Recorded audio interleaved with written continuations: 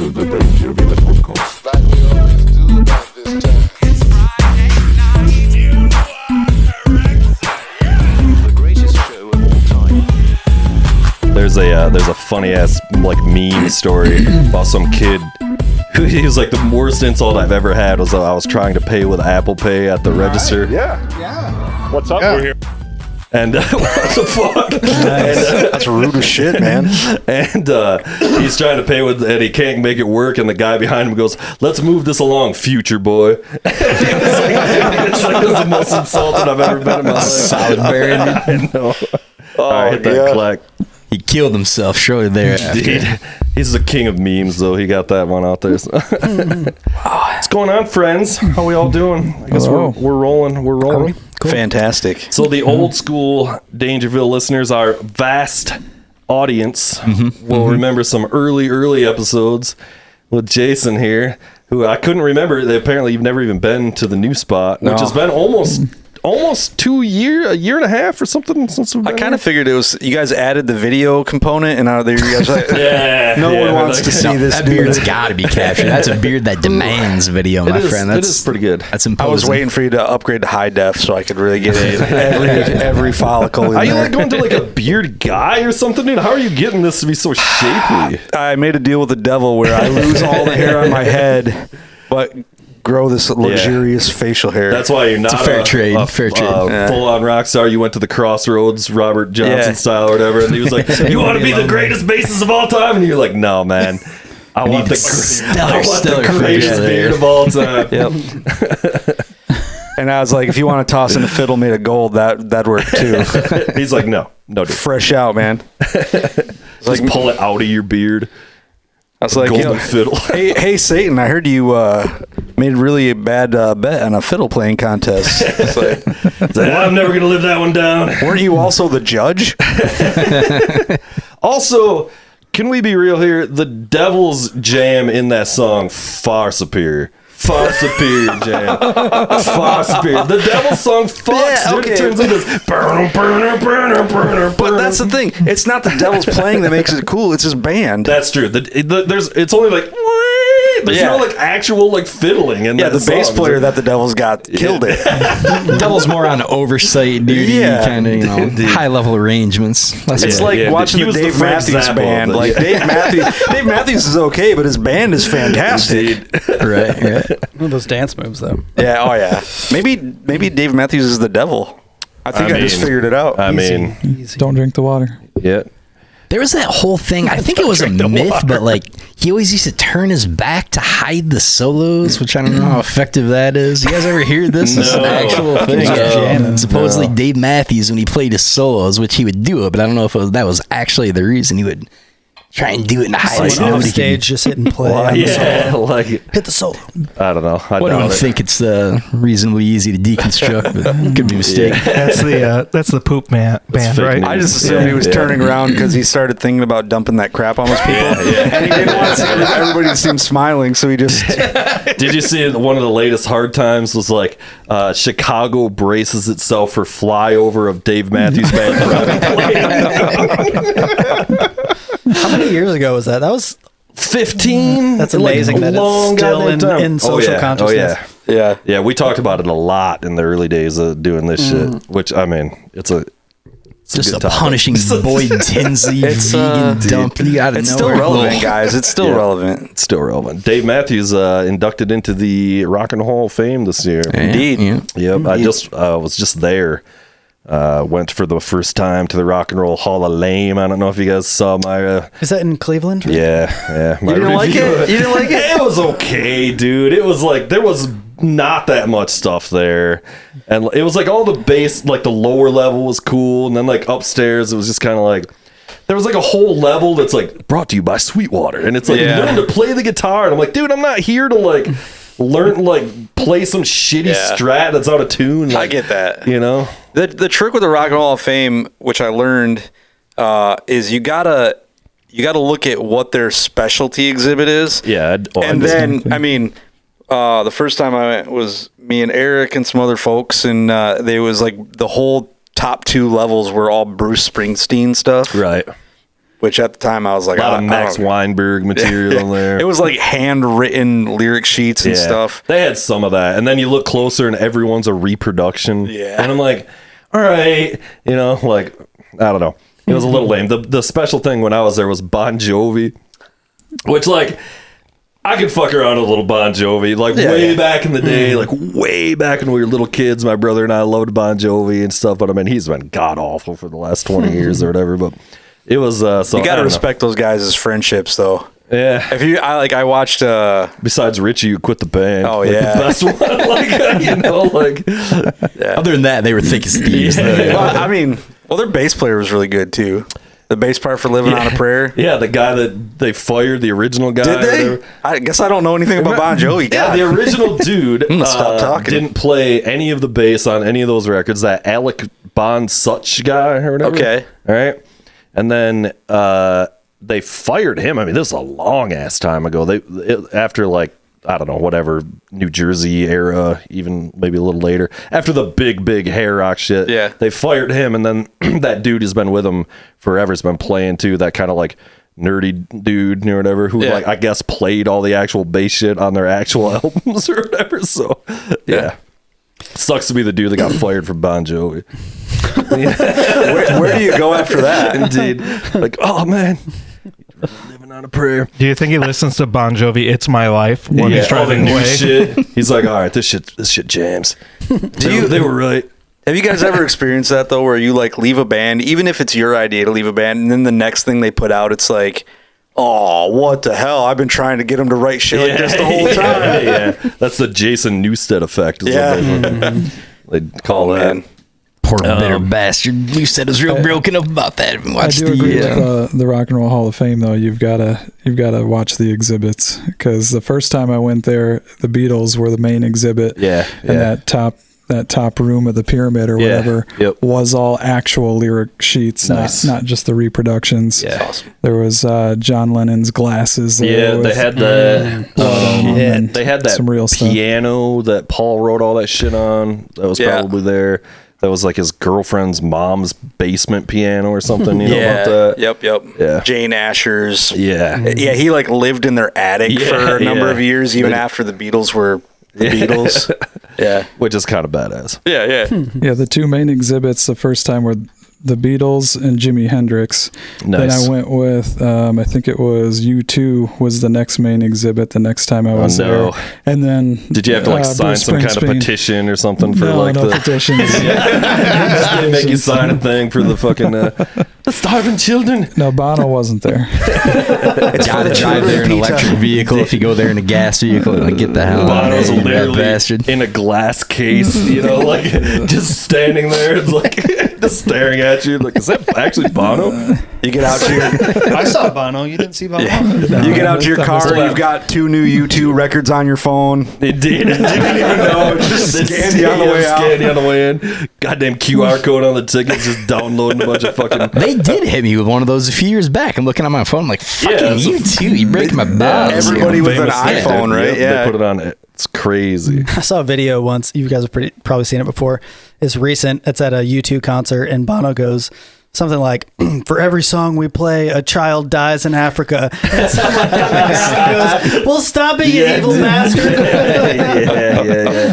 That was so good. Yeah. Oh man, Bono sucks. Did you guys see? Did you guys see the that Conan O'Brien show where he's got a travel show? Right? Yeah. They did a fucking hilarious gag where they're in Ireland.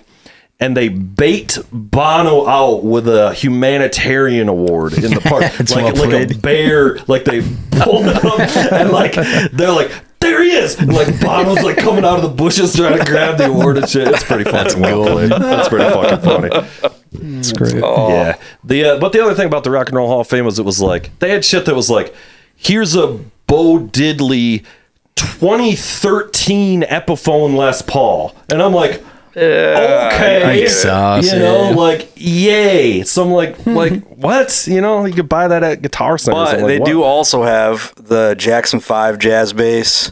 I mean, Okay, I don't think I saw that. Maybe that's in the basement. They've got the switch that his old man beat the hell out of him. It's an impressive display. Dude, I think about that way more than I should. Like these kids, Michael Jackson. No, yeah, these kids like they're playing perfectly, like complicated stuff. Yeah, they're singing in 5-part harmony and dancing. Yeah.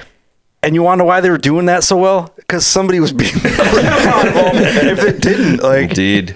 Did you watch? I think it was like ABC or somebody, like late 90s, early 90s. Jackson the American Dream. Oh yeah. my God. What That was incredibly great. depressing to watch that. Fantastic. Was Was those it poor epic? fucking kids. Yeah. It was like a mini series. It was great. Yeah. Joe Jackson walks in, notices his guitar is not sitting on the stand the way he left it, gets Tito and says, Yeah. "Was this you?" And he goes, "Yeah." And he goes, "You better be good or you're going to get your ass whooped." Like, spoiler alert, he wasn't. Yeah.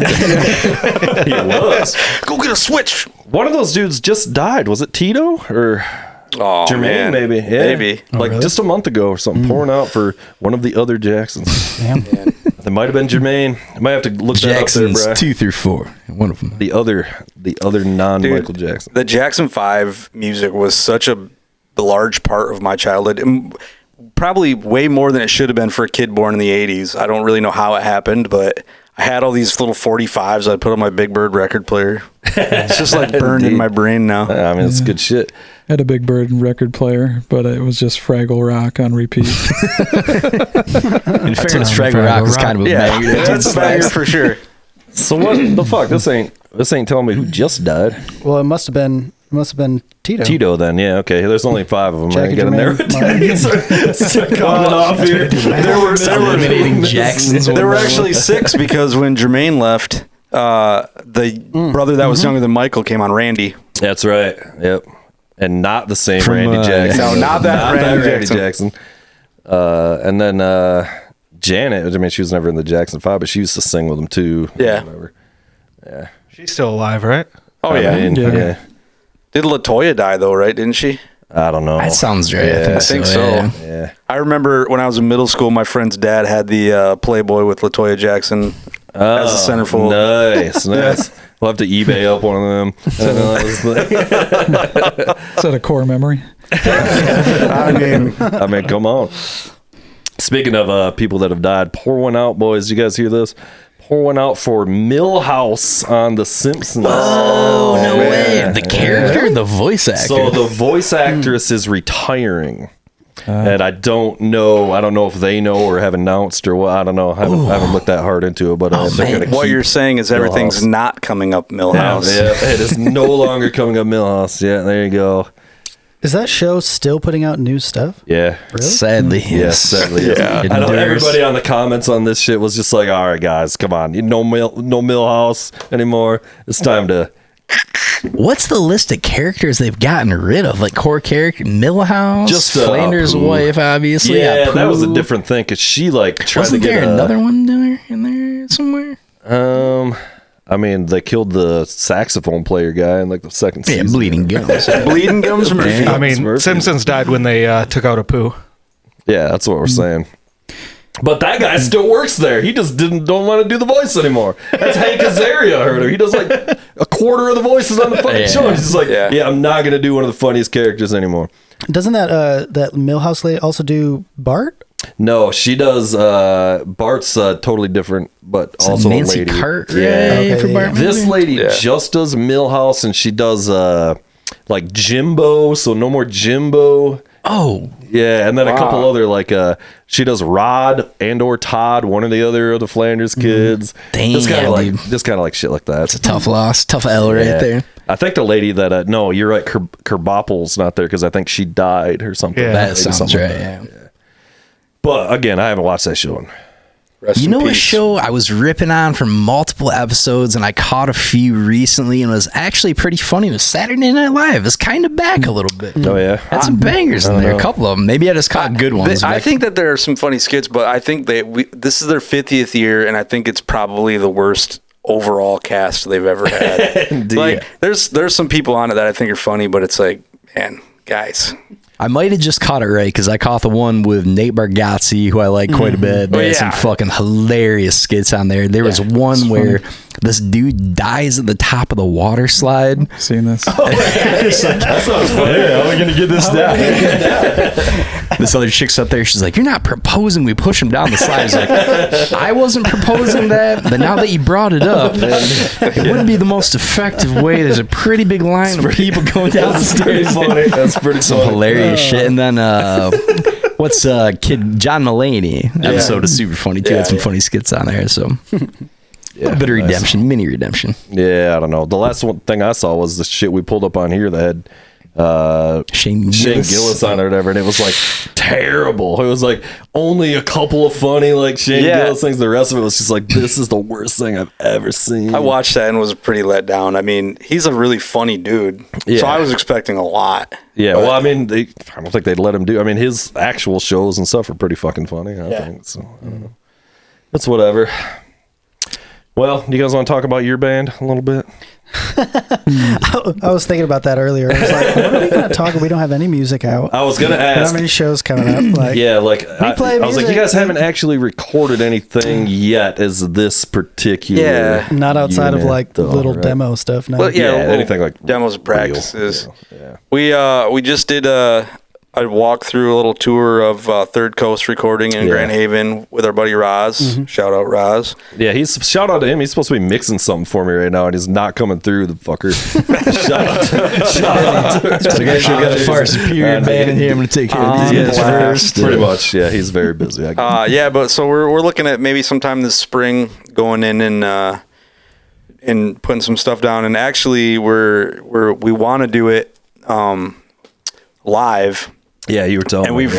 I've never experienced that before, so it'll be interesting. Yeah, I haven't Fun. either. I've never everything I've ever done has always been like, multi-track, whatever, drums up, So- I'm gonna miss the ability to be like, all right, everybody leave the room while I spend 3 hours playing like shit, and then I just look over like, comp that stuff together. It's gonna be fine.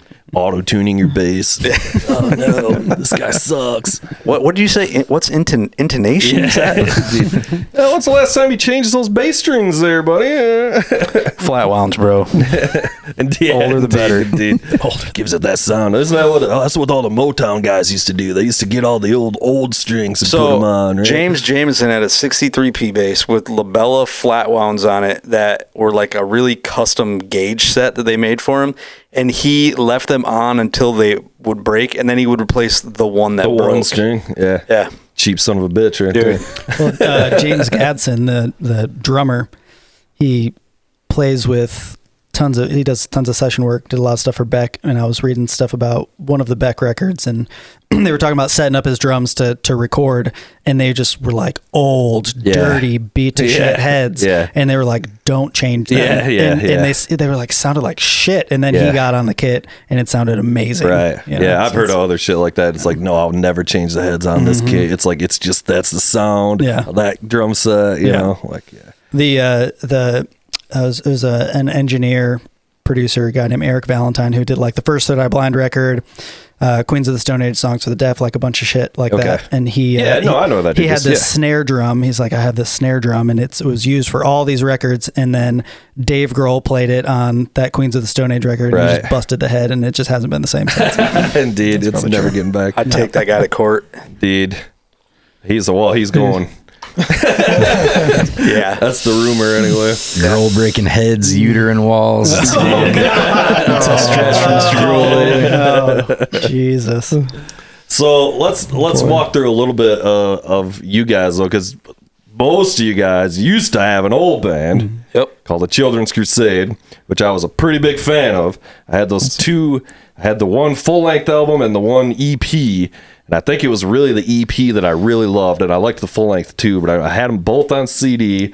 One of them lived in the old man's basement on this fucking like right here next to the couch, and basically became a coaster. the case, because they were in those like cardboard slip case or that style thing. Because I had the CDs in my car in the thing, and then I remember I had them transferred. I might have even had to get files from you guys because I had all my CDs stolen, or I might have got my brother's copy of the CD or something. Because I remember I had to put them on my iPod I had one of the OG iPods, you know. Yeah. So anyway, I was a big big fan of that thing. So then what? I mean, that was 10 years. How long was that? Way more than that. 2014. Yeah. I think. Well, that was the Till We Have Faces. Was that? Oh yeah. But so it was before. the EP was what, 2009? 2008, 2009, Yeah, somewhere. we in did there. that one at Studio Odie in Grand Rapids with the Odie brothers. Right. The funny and- thing about that EP is that when we got them, when we had the packages made, we actually were calling them coasters. Oh yeah. That's how we were marketing it. Yeah, I mean, you weren't the first. I mean, CDs were pretty much coasters. I mean, I think Rick Beam built a lamp stand out of the Dashboard Lucas CD cases. Yeah. Yep, that's a classic. I still had. We just uncovered boxes of those in the old man's basement. I have to imagine there's at least 600 floating around. I don't know if Josh threw them away or what. You know? And everyone with the typo. Yeah. 10 years old forever. Forever. Yeah. Did we ever did you guys play rock stock in that band? We did, yeah. then? Yep. Because we were trying to remember, we were talking earlier, I know I saw you guys. We played with where you was it? guys at Whiskey Lounge a couple of times. Okay. Yeah, that makes sense. And Josh actually sat in on drums for one of those shows. I remember that. Yeah. Yep. I remember him rehearsing that because I think he borrowed some of my cymbals or something for that. Yeah, that sounds right. Yeah. How about Sweatfest? Yeah, I think we did. Sweat That's when I saw Children's Crusade the first Okay. time. Was at That was Sweatfest. was that the one It at was the at Whitlow's. Oh yeah, Sweatfest at Winlow's? Yeah. Oh, it was in that back room though, right? Like the back, Like the banquet event area? Yeah, like the wedding event area. Right. Dude, you walk into Whitlow's as if it's not bad enough, and then there's just like kids hardcore dancing. Oh god, That's fucking hilarious. My band opened the whole show. There was 2 people there. Nice. now, which band was that? Because you guys. That was Trigger Betty. Okay, that's what I was thinking. Yeah, I just talked to Brandon a little while ago. Yeah, indeed. It's tough to compete with all you can eat fish night at Willows. Yeah, right. Fruitport townies at the bar. You know, Oh, dude. oh, fucking Whitlow's. There's a lot of people that Willows is the spot for them. Like, Yeah. I was in there not that long ago, honestly. I used to work there in high school. Did you? I used to bread that fish. It's just eggs and oyster breading that crackers, fish, everybody. baby. It's eggs and oyster crackers. Yeah. Yeah, because we were talking earlier, and then the Whiskey Lounge, we were talking about this a couple of weeks ago. Where the fuck was that place? So if you took the Cherry Street exit, Okay. and then instead of going like straight or Market Street exit, instead of going straight down Cherry, you would turn to the right and then like down a side street. And it was in there somewhere. It was more like industrially. Yeah, somewhere like- around by the strip club, I think. Okay. Why are all these rock that might as well. strip clubs? It's like I wasn't living in Grand Rapids at that time or anything. So and we were talking about we used to play this place called the Whiskey Lounge. It was pretty sweet. And I was like, I don't have any frame of reference on where that actual location was. I feel like they had good stage sound there. Yeah, they had a good. The stage was cool, and generally it was pretty sweet. Yeah, those are good times. I'm not gonna lie, I have no recollection. Really? No. Of anything. Some Mandela effect shit not going a down single there. place. It never existed. Ross and I just No made this up. assistant, Nothing. It does kind of feel like a dream. I remember being really drunk in the parking lot there a couple times. That's how I feel about the Pop Cafe. Okay. Like, you go to Mulligan's now, and you look at the storefronts, and it's just like, wait, there was the intersection and the Pop Cafe, but now it's, I don't know, I can't figure out the configuration. Yeah. Well, now there's some new bar that's because the venue at Mulligan's is the back of the old intersection. Yeah. But now it's from there forward. It's now a brand new bar called East Town Bar or something, and it's pretty sweet. But I went in there. This is just a couple weeks ago. I thought I was going to Mulligan's, and I walked in there, and I go to the bar and I order a drink. And then I start looking around and I'm like, this is not Mulligan's. I was literally like, where am I? It was really fucking weird. So I had to I'd already ordered this drink. So I pounded this drink and then had to kind of do the walk of shame a little bit. I was like, well, thanks, see you later. And walk next door to Mulligan's. And I got hammered that night. That's the night that I saw the band that was playing that Gibson guitar. Oh, yeah. And ended up buying one of those guitars later. So that was I was going to see my friend's Metz Fire, which I think you guys played with already. I know you have. Well, we couple both times, 'cause- did just once because it was us and Metz Fire, one other band, Glassfield, and then Glassfield. Yeah. trying to think of the name of The other band was those were those hardcore dudes from the UP or something. Yeah. Right. Yep. I forget Yeah. their You're name. right. Yeah, because I was like really not happy I couldn't go to that show because my friend was in town from South Carolina, my drummer buddy. I don't know if you know this, but people from South Carolina also like live music. No, he was playing in a band. I got you. Okay. He was on tour, and so I had to go like see because I haven't seen him forever. Yeah. And so they played the Tip Top. You know the Tip Top. I've been to Tip Top a few times. Yeah, it's what the fuck's that guy's name? The guy that used to run the Orbit Room. He was like not the owner, but like the Ted, the dude with the Buddy Holly glasses. Did you ever play the Orbit Room? I never played the Orbit Room. Okay, no. yeah. Well, there was the dude who was like the kind of like I saw ICP there once though. Nice. Damn. Nice. I think I was like 13. So they Same. used and Thrice and My Chemical Romance there. Nice. One show. It was awesome. Did Whippets in the parking lot. Hell yeah. Beforehand. I saw Thrice there several times. How is it that I saw ICP there and you're the one that did Whippets? It's always a prerequisite. Yeah. I feel like I missed the boat here. I saw Thrice. First time I saw Thrice was there. They opened for Deftones. Oh, that would've been shit. rad. It was like fucking. Do you remember this shit? It was like snowing. Like it was like a fucking blizzard, and we drove in Swanson's little shitbox Cavalier. I forgot about that. Out there. And then I think we saw Thrice. Did they open for Deer Hunter one time? Probably would have been the other way around. But Okay. yeah. But that, yeah, that adds that's up. what- I saw, this is really a little off topic, but I went to the Orbit Room one time to see Dashboard Confessional. Yeah. And this guy who I've never met before, toward the front, like taps me on the shoulder. He's like, "Hey, are you in a band?" And I was in Grounder at the time. And Yeah, I'm in a band. and I was like, "Yeah, I'm in the band Grounder or whatever." And he was like, "Oh yeah, I saw you guys." And then he made like some really derogatory remark about how he sounded like the band Lit. And then he just turned around and walked away. I was like, did that really just happen That's to me? hilarious. It's a harsh burn. dude. Yeah, I was like, all right. Because also Lit kind of kicked ass. And Rick, I remember playing those Lit songs with Rick. Rick and loved stuff, that you know? record for sure. It was a pretty good record. Yeah. I ain't done it. But the dude was just like, I just was standing there like, wait, people like my band. What is this about? Cool. I got so a funny. secondhand copy of the Grounder CD when I moved to Muskegon, and it's one of the things that got me Nice. playing music. Hell yeah. Wow. The blue one? Was it blue? That No, one? it was a copy of a copy of a copy. Oh, it didn't even like, have it. I didn't. All it said is Grounder on it. I'm like, who are these? And someone's like, I know them. I'm like, I don't know about that. Jason before the beard. For the record, both the Children's Crusade albums that we're talking about earlier and all the Grounder stuff is on Spotify and Apple Music. Is it really? And It every made it, huh? every listen puts a fraction of a penny into my pocket. No, it doesn't. It puts a fraction of a penny into that guy who owns Spotify's pocket. Yeah, that's probably true.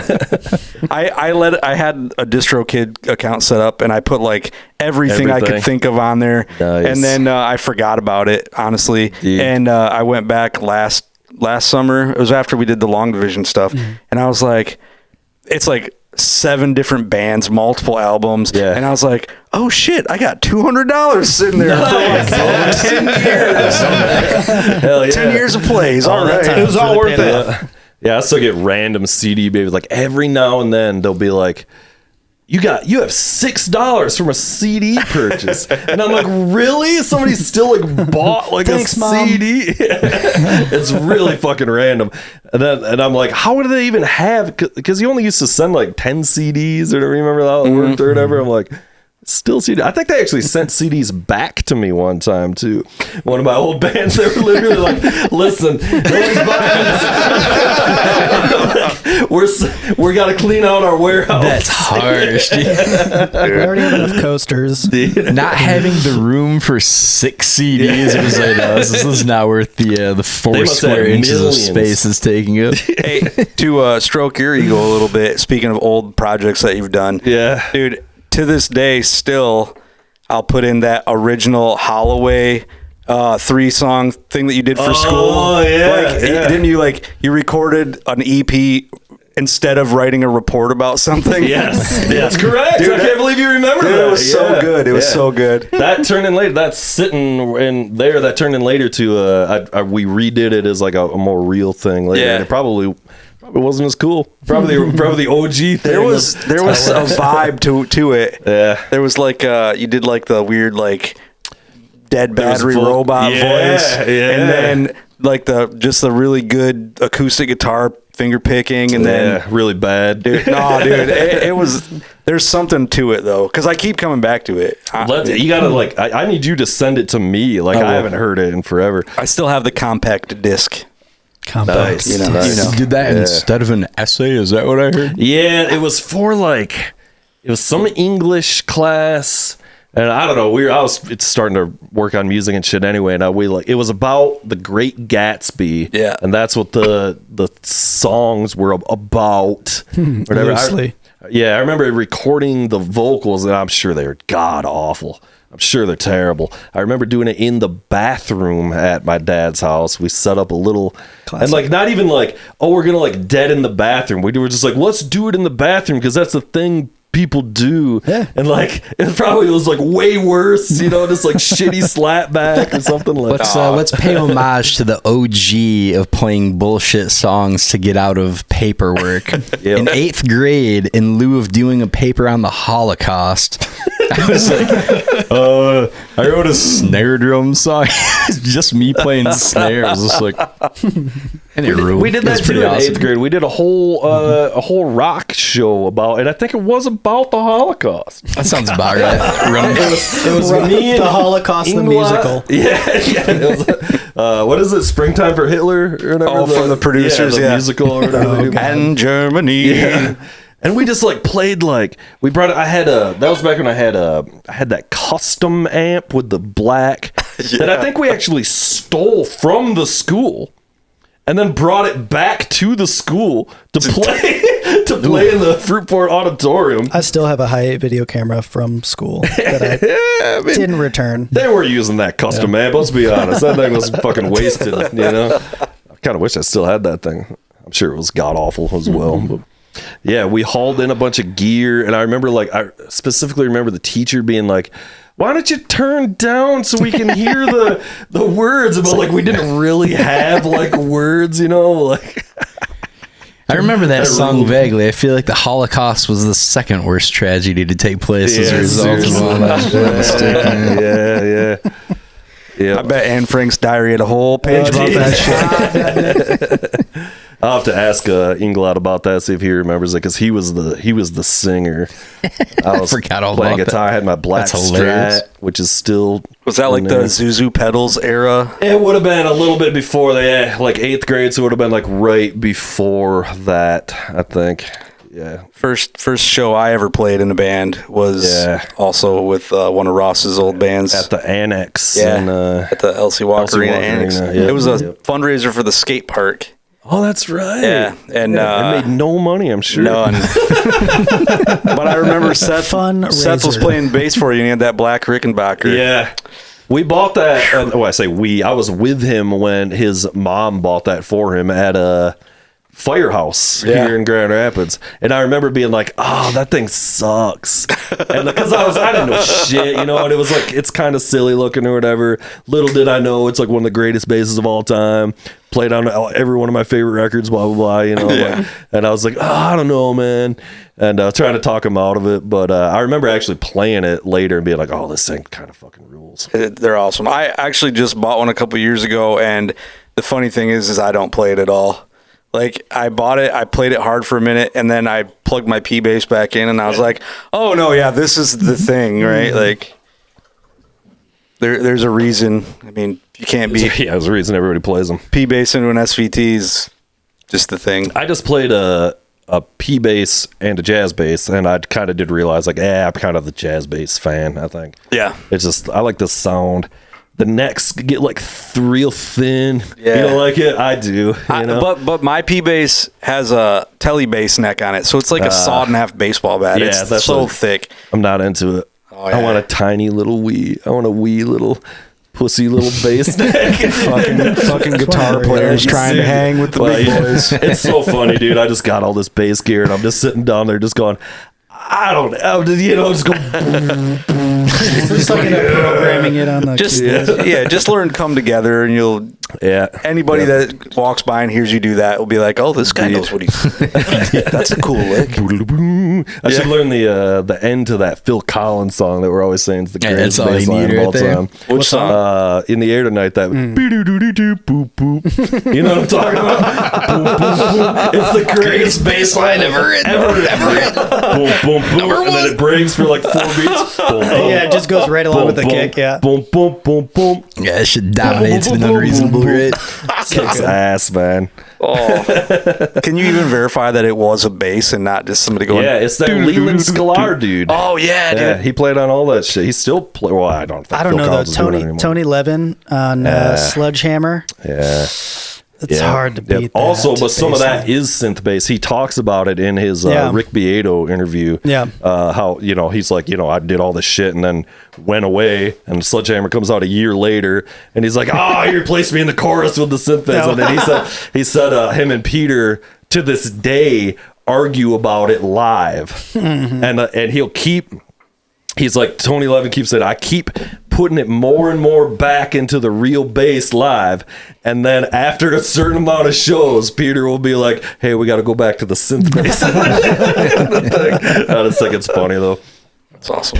Yeah, Tony Levin is the greatest of all time. I wish I would have went and saw that fucking weirdly kind of not the biggest King Crimson fan, Talking about the but beat thing that this just came beat out? thing though. Yeah. I mean, Danny Carey's my fucking god. So It is, for my money, the Adrian Belew version of King Crimson, that era of King Crimson. That's my favorite era. yeah, I think it is for a lot of Discipline people. record, and God, it's just so good. I just never. It's not that I don't like it. I never got into it, which is again, it's bizarre because Yeah, it seems like something you would get into. well, I mean, Tool is a direct descendant of that music, Yep. and like all that kind of shit, and that's why Danny Carey's playing these drums. Everything he does is ripping off Bill Bruford and the E drums and all that shit. Tony Levin on the fucking Chapman stick. I mean, fucking, I love that dude. But that's where I kind of like. Here's my. You guys all know Records and More, or Recordings and More. Or whatever. yeah. So obviously I was buying a fuckload of CDs out there forever, and I bought a King Crimson CD there, thinking like, I'm getting into Genesis, I'm getting into all this fucking shit, but it was like their first one, and I hated it. And I don't think I'm wrong. I think it sucked. the one with 21st Century Schizoid. I That don't. one? What I remember is it had a song called "Cat Food" on it, and it was just bad. Yeah. And so I never went forward, even though I had friends that were telling me I do know they changed a lot. Yeah. Well, and I mean, it's a totally different band. Yeah. They were, because he was talking about that too. They weren't even going to be called King Crimson. And then they were calling themselves Discipline. And they all hated it so much, besides Robert Fripp, that they kind of convinced him in a way to can we just call this King Crimson again, or something? It's something like that. You'd have to watch the interviews or whatever. But. Yeah, that's a cool band. I wouldn't go see a band called Discipline. Well, I don't even like the way the word looks. It's not the way It doesn't look good. It kind of makes sense for that band though, because that's kind of what they were doing. It's so Yeah. But I mean, that's what Tony Levin's story was. He was like, I was at a hotel. And the clerk lady was like, hey, what are you doing here? You got a bass guitar? And he's like, I'm in a band. And she's like, what's the band? And he was like, I had to say it was called Discipline. And I felt he was like, I just felt like my heart sink, or something like that. And he's like, we can't call it this. Yeah. Give me Tony Levin on Liquid Tension Experiment, just laying waste on the stick. Yeah, that's where it's at. He plays That's in the that finest Dream Levin. Theater. I don't know if you guys know about that. It's the dudes from Dream Theater and him and whatever. And it's there's no it's preposterous that I'm just now kind of getting into that era of King Crimson. It makes no sense. I should know all about it. Yeah. And I don't. We just listened to the records coming back from the Cleveland thing, the Rock and Roll Hall of Fame, because this beat thing was happening. I was like, all right, it's time to we got a 6-hour road trip. Let's King go. Crimson Marathon. And some of it, I liked a lot of it, but some of it was honestly a little it's all right, guys, let's rein it in. Let's rein it in a little bit here. Yeah. Yeah, for sure. But I wanted to go see the tour, but it was was like a Thursday night or something. And It was in Detroit, and like, Yeah. couldn't make it. It would have been huge though. I've seen some videos. Steve Vai. I mean, like, I don't really know that much about Steve Vai, being honest. Like his same actual either. music, you know, like I know who he is, obviously, and whatever. But like watching videos, I'm like, maybe should have went to this show. These guys kind of fucking kick ass. You know, this shit's crazy. I just like those kind of guys. I can acknowledge and respect what they're doing, but I don't get into like masturbatory half an hour long guitar solo songs. Like it's Unless it's Pink Floyd. It's got to be a bass solo. No, I wouldn't even be into that. Like, and that's another thing. Like, I've fallen deep into Facebook forums. So I'm like part of these pages that are like bass players and this and that, and like people just go off about the dumbest things. And I've realized that there are so many things that are in the bass player world that are respectable or like coveted that I just have never and still don't care about. Like somebody the other day was saying something about like, oh, if you're a pick player, you're like blah blah blah blah. And I'm just like, I think I commented. I was like, yeah, me and Paul McCartney, what a bunch of assholes. Yeah. I argue with people Carol about K that too. and Paul McCartney. Yeah, Carol K. Like, And you know what is funny about it too is the guys that seem to argue about that are really like not that good at playing with their fingers. You ever notice that? The guys who have gotten into arguments with it, it's usually me going, "You ever try playing with a pick?" And they're like, "No, man, that's not cool." And I'm like, "It kind of might help you out a little bit." It's like, you know, you're kind of all over the place. There's on really this. something about the aesthetics of watching somebody play with fingers. I gotta say, it's a real magical thing to watch. But people get like so hung up on that, or like they're like, all right, who are your best top 5 bass players? And everybody's like, oh, Jocko, and or like Jocko. Marcus Miller, and these like big like slap guys. And I'm just like, yeah, like I understand that like Victor Wooten is a great bass player, but I don't ever want to play bass like that. Like it doesn't interest me at all. Yeah. To me, that's like with the thing, like going to see like Steve Vai playing the beat. It's not like seeing somebody do it is like really cool, but I wouldn't like throw it on to like listen to it, you know what I mean? But like watching somebody, it's almost the same with Dream Theater, who I could say is one of my favorite bands, but it's like I'm not really like jamming Dream Theater records that often, but if you like watch them physically do it, you're like, holy shit, how? Yeah. And there's more of that factor than actually Young's being like, 18 I fingers love is going this to town. song. That shit It's more rules. like this is just preposterous level of like shreddedom, you know? I love the artists who can do that, but they don't do that. Right. You know what I mean? Yeah, It's like they use that to create like just wild shit or just like new stuff. Yeah. And then someday they just pull out just this thing and they're like, oh, you can do that. Yeah. That's amazing. You know? There's such a place for both, though. Or like one of my favorite bass players ever is a dude from STP, and it's just fucking eighth notes the entire time, essentially. But also like me young to shit. What are you talking That guy about? rules, man. He's all over the place. Robert on that bass. DeLeo is amazing. Yeah, DeLeo, He's top such an tier. amazing bass player. Yeah, I God, agree. it's so good. He's the what separated that band from. Oh, yeah. I mean, they're all great. That band is great, but like that guy. His brother was an incredible guitar player too. Yeah, the whole band was great. Yeah, I didn't really realize until watching like his interviews and shit on like the Beato thing, and so that it was like so his band. Yeah, you know, well, like he was really Interstate writing Love like Song. all those songs. Like he was writing almost all those songs. He dude. wrote that song in a the trailer they were pulling behind. He wrote in the trailer as they were pulling it behind the van and wrote Interstate Love Song. Yeah. Like most of those huge songs, they're all like his song. I thought it was probably, you know, typical the guitarist or whatever. No, he actually had to get his brother into the band like after they got signed, basically. Like it wasn't even like he was like, hey, we're actually maybe going to make a little money doing this, so like you might want to actually join the band now. And he was like, all right. It's kind of that Wild guy. Kind of seems like a loose cannon. I'm not sure if I want to put all my eggs in this basket. Yeah.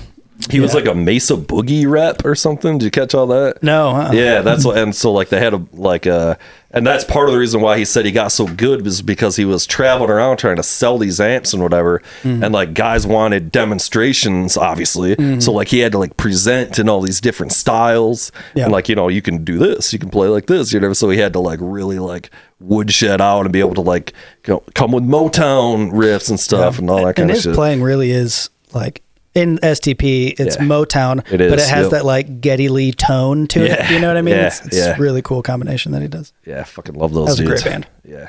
They just put out some like YouTube thing that was like doing all those old records. Like they got some new singer that's just like some dude who sounds just like Scott Weiland. His name's Jeff Gutt. He came from like one of those competition shows. I think it might have been American Idol. Oh, okay. But yeah, I mean, yeah, I was apprehensive at first, and I don't really care for like. Me either. It hasn't like stuck with me or anything, but he does a good job. I mean, he sounds great. So. It's like, yeah, he sounds great. Sounds just like him. So it's kind of like, all right, we can still get out there and play these songs. And I thought that thing they did with Chester, they did a record with Chester Bennington or an EP. I liked it a lot. Yeah. I thought it was great. Yeah. And their performances, there's some like Vegas thing they did with him that's like pro filmed. Yeah. And it's fucking really good. They actually did those two brothers did a fuck ton of shit. Yeah, they did that talk show band. That was during the recording of Tiny Music. They did that at the same time. And then they did Army of Anyone. Yes, with Filter guy. Richard Patrick. That, yeah. That's a great record. I had that record. Yeah, that was good shit. That talk show band also had that Ray Luzier guy on drums. Killer drummer. Yeah, who is No, that was Army of Anyone. Is it? Okay, all right. Talk show was the SCP drummer. Gotcha. But yeah, he's a killer drummer too. He plays for Korn. Does he play for Ray Korn? Luzier has been in Korn for a long time. Yeah. Which is not really my bag exactly. No. But I mean, I do love Korn. I think Follow the Leader's a great record. Yeah. Some of that. There was that one record. Yeah, they were never really. Korn's still putting out albums, aren't they? I feel like they've been released from like a year ago. Is it still a thing? They're definitely still like touring and shit. Because I actually, this is one reason I know is because I see this Ray Luzier dude doing drum videos and shit. You know, so yeah, that rules. Shit. If you love the sound of fret rattle, then that's your band. That's the band for you. It's never been my thing. I think they were interviewing that Brendan O'Brien dude, and he was talking because he recorded that shit, and he's like, it's all just, I don't know. He was talking about trying to he's like, it sounds like shit, but but that's the sound, and it's like, yeah, it's funny. We do this. We do this we call it book club kind of, but we get together and we take turns picking a record and we spend a couple weeks listening to it and go back. And a lot of the records are new for me. And one of them we did, Wayne picked, was it White Pony? Yeah. And I couldn't get because I never listened to it back then. So going back and hearing that very specific 90s new metal guitar tone, I was like, I couldn't get past it. All right, let me sub out my ill-fated take a minute ago with Chi Chang, the former bass player for Deftones, who was indeed all eighth notes, understated, fucking ruled. Eighth notes, one of my other favorite bass players. That dude looks so cool. Just getting after it. But it was just like that point in the late 90s, early 2000s where everybody sounded like they were using the Line 6 Spider. No, he was using those solid state Marshalls, I think. He had a Marshall. It was like one of those valve. It was like the preamp rack unit. For that record. I love that record. And I think because the dudes from White Zombie were using that shit too, because they're all produced by Terry Date. That's the sound of that fucking 90s new metal shit, was that Terry Date. You can always tell those drums, Terry Date's drums. They sound so good though. God damn. I feel like if I had to listen to it back then, I probably wouldn't even register with me, but trying to go back and jump into it, I'm like, oh dude, it's like that with any kind of era music. A lot of the time, barring the classics and stuff, some of the marginal stuff, but White Pony, Deftones, one of my favorite bands, one of my favorite albums. Shit just an outlier in their catalog too, because sound wise, because that's the only record that sounds like that. Around the Fur before, it was super organic, super raw. And then the self-titled after is when 7-string came into the picture. But it still sounded more like, okay, that's an amp. They're playing through an amp. Well, you didn't care for the snare either, right? I believe that's also true. Abe Cunningham, son. Sacrilege. Sacrilege. That album kicks ass, dude. You're missing out. I might be around the Fur guy between the two, though. Probably a sacrilegious call. White Pony's probably objectively a better album, but something about Around the Fur, man. Oh, Around the Fur. I had a rough time. Around the Fur's dark. That's a dark record. Yeah, it is. Dark, raw. And that whole hidden track that's you have to let it play for 13 minutes or something. It's absurd. And then it comes in. It's 3 minutes. One of the best tracks on the record. Oh, is it MX? Is that the name? It's let it play. That's when they started bringing in the DJ shit and stuff too, because there was that Frank dude who wasn't in the band. he was like in the band but not in the band. The Yeah. Frank, whatever, I don't know his name, but you know what I'm talking his about. first name's Frank. Frank I don't know his last name. DeGaio or some shit like that. That's like another gimmick that never registered. Yeah, I was gonna with say. me. I think we can all agree that the what's cool DJ about is man. I like cool the about better left sound behind. in there, But dude. he I never dig really it. does the whole It's like not scratching DJ, thing. it's like- that a yes. lot of those other bands, like Incubus, Yeah. does the scratching Yeah. thing, and it works for that band. But like, It's like he industrial does- sound. It's like atmosphere. soundscape. Yeah, exactly. And I think that works for them. I think it fucking works too. I think it's badass. I mean, it's no Limp Bizkit, but it's good. But on like on the flip side of that, though, with the sampling and the scratching and stuff, is one of my favorite records is Portishead's Dummy, and that's like See? tons of samples, Yeah, tons it's the whole of thing. tons of turntable stuff, and I mean, Yeah. Yep, I've been listening to like nothing but that shit. Fucking down tempo is one thing. Yeah. Fucking That was pull one up of those the one of the playlists. records that Jay suggested for the thing Yeah. that we do. Some Ben, good how many shit. records have we Scratch been track. through, Wayne? 35. 35 so far. Wayne has a spreadsheet. Like Nice, thankful, nice. thankfully Yeah, for all of us. Yeah. He's like, hey, you remember when you picked the best song on But the record? to scratch? it's been really great, and like it's given me at least a chance to listen to a bunch of stuff that Yeah, I it forces probably you would have to- flown past What's my like radar. the you know? most unexpectedly awesome thing that you guys have found doing that? Josh introduced us to Andy Schaaf's The Party. Oh, that And, album is a You guys ever listen to Andy No, Schaaf? I've never heard of that. it's a so mood, good. man. You got to check it out. All right. All right. It's very that specific record is very chill, like piano. He did the whole thing himself, recorded, played everything. He like learned the clarinet to do on the record, but it's Nice. very like piano, like chill, dry drums, like Yeah. piano pop, soft, beatly. Yeah, very like cool. it was, I was getting a lot of like Nielsen vibes, like Harry Nielsen kind of Okay. thing. But like, not saying that it sounds like that at all, because it doesn't. But he's like a little off center, and like Josh, you know, because he brought the record, he was super excited about it, so he's explaining some stuff to us. Right. But there's like even just like note choices in some of the melodies that are like, he just steps out of the key of the song like for out a of the second, and ordinary it just stuff. It's cool. it's just it hits you. It's an easy record to have playing and just like vibe with, but if you're paying attention, it's just like you're pulling things left and right. It's really good. Yeah, no, that's badass. I need to fucking get in on that. That's fun to force yourself. I try to do that, like pick something or like something I wouldn't normally listen to, or Yeah. like try to like work it in a little bit and not just listen to the same fucking shit all the time, you know? But it's also like when you're picking the album, it's kind of for me, it's a little nerve wracking because there's albums that I love that I know that these guys, at least some of, like, not everyone's gonna like it even. See, I So wouldn't it's worry like- about that. My taste is so good, dude. That's just, everything I'm bringing to the table is gonna be gold. You guys are gonna love it. But what happens is, for me, is like Eric will pick an album and we'll listen to it, and my first hear through, I'll be like, I don't know, man. Yeah, and then like I'll listen to it like 3 or 4 times, and it just won't be clicking. And then I'll put it on, and all of a sudden I'm like, oh, this might be the best record I've ever it's like, heard. oh, you get it. What just happened? What changed? It used to be like that with everything. I feel like though, it's just we don't put in the time on any of it anymore. Yeah, it's I like think there that's used to true. be every one of my favorite records would be like, I have no idea what's happening or I don't like it, but I'm gonna keep listening to it because I spent $20 on it, and then, you know, you can just dial up whatever you want. Yeah. And then it's like, oh yeah, that's my favorite record.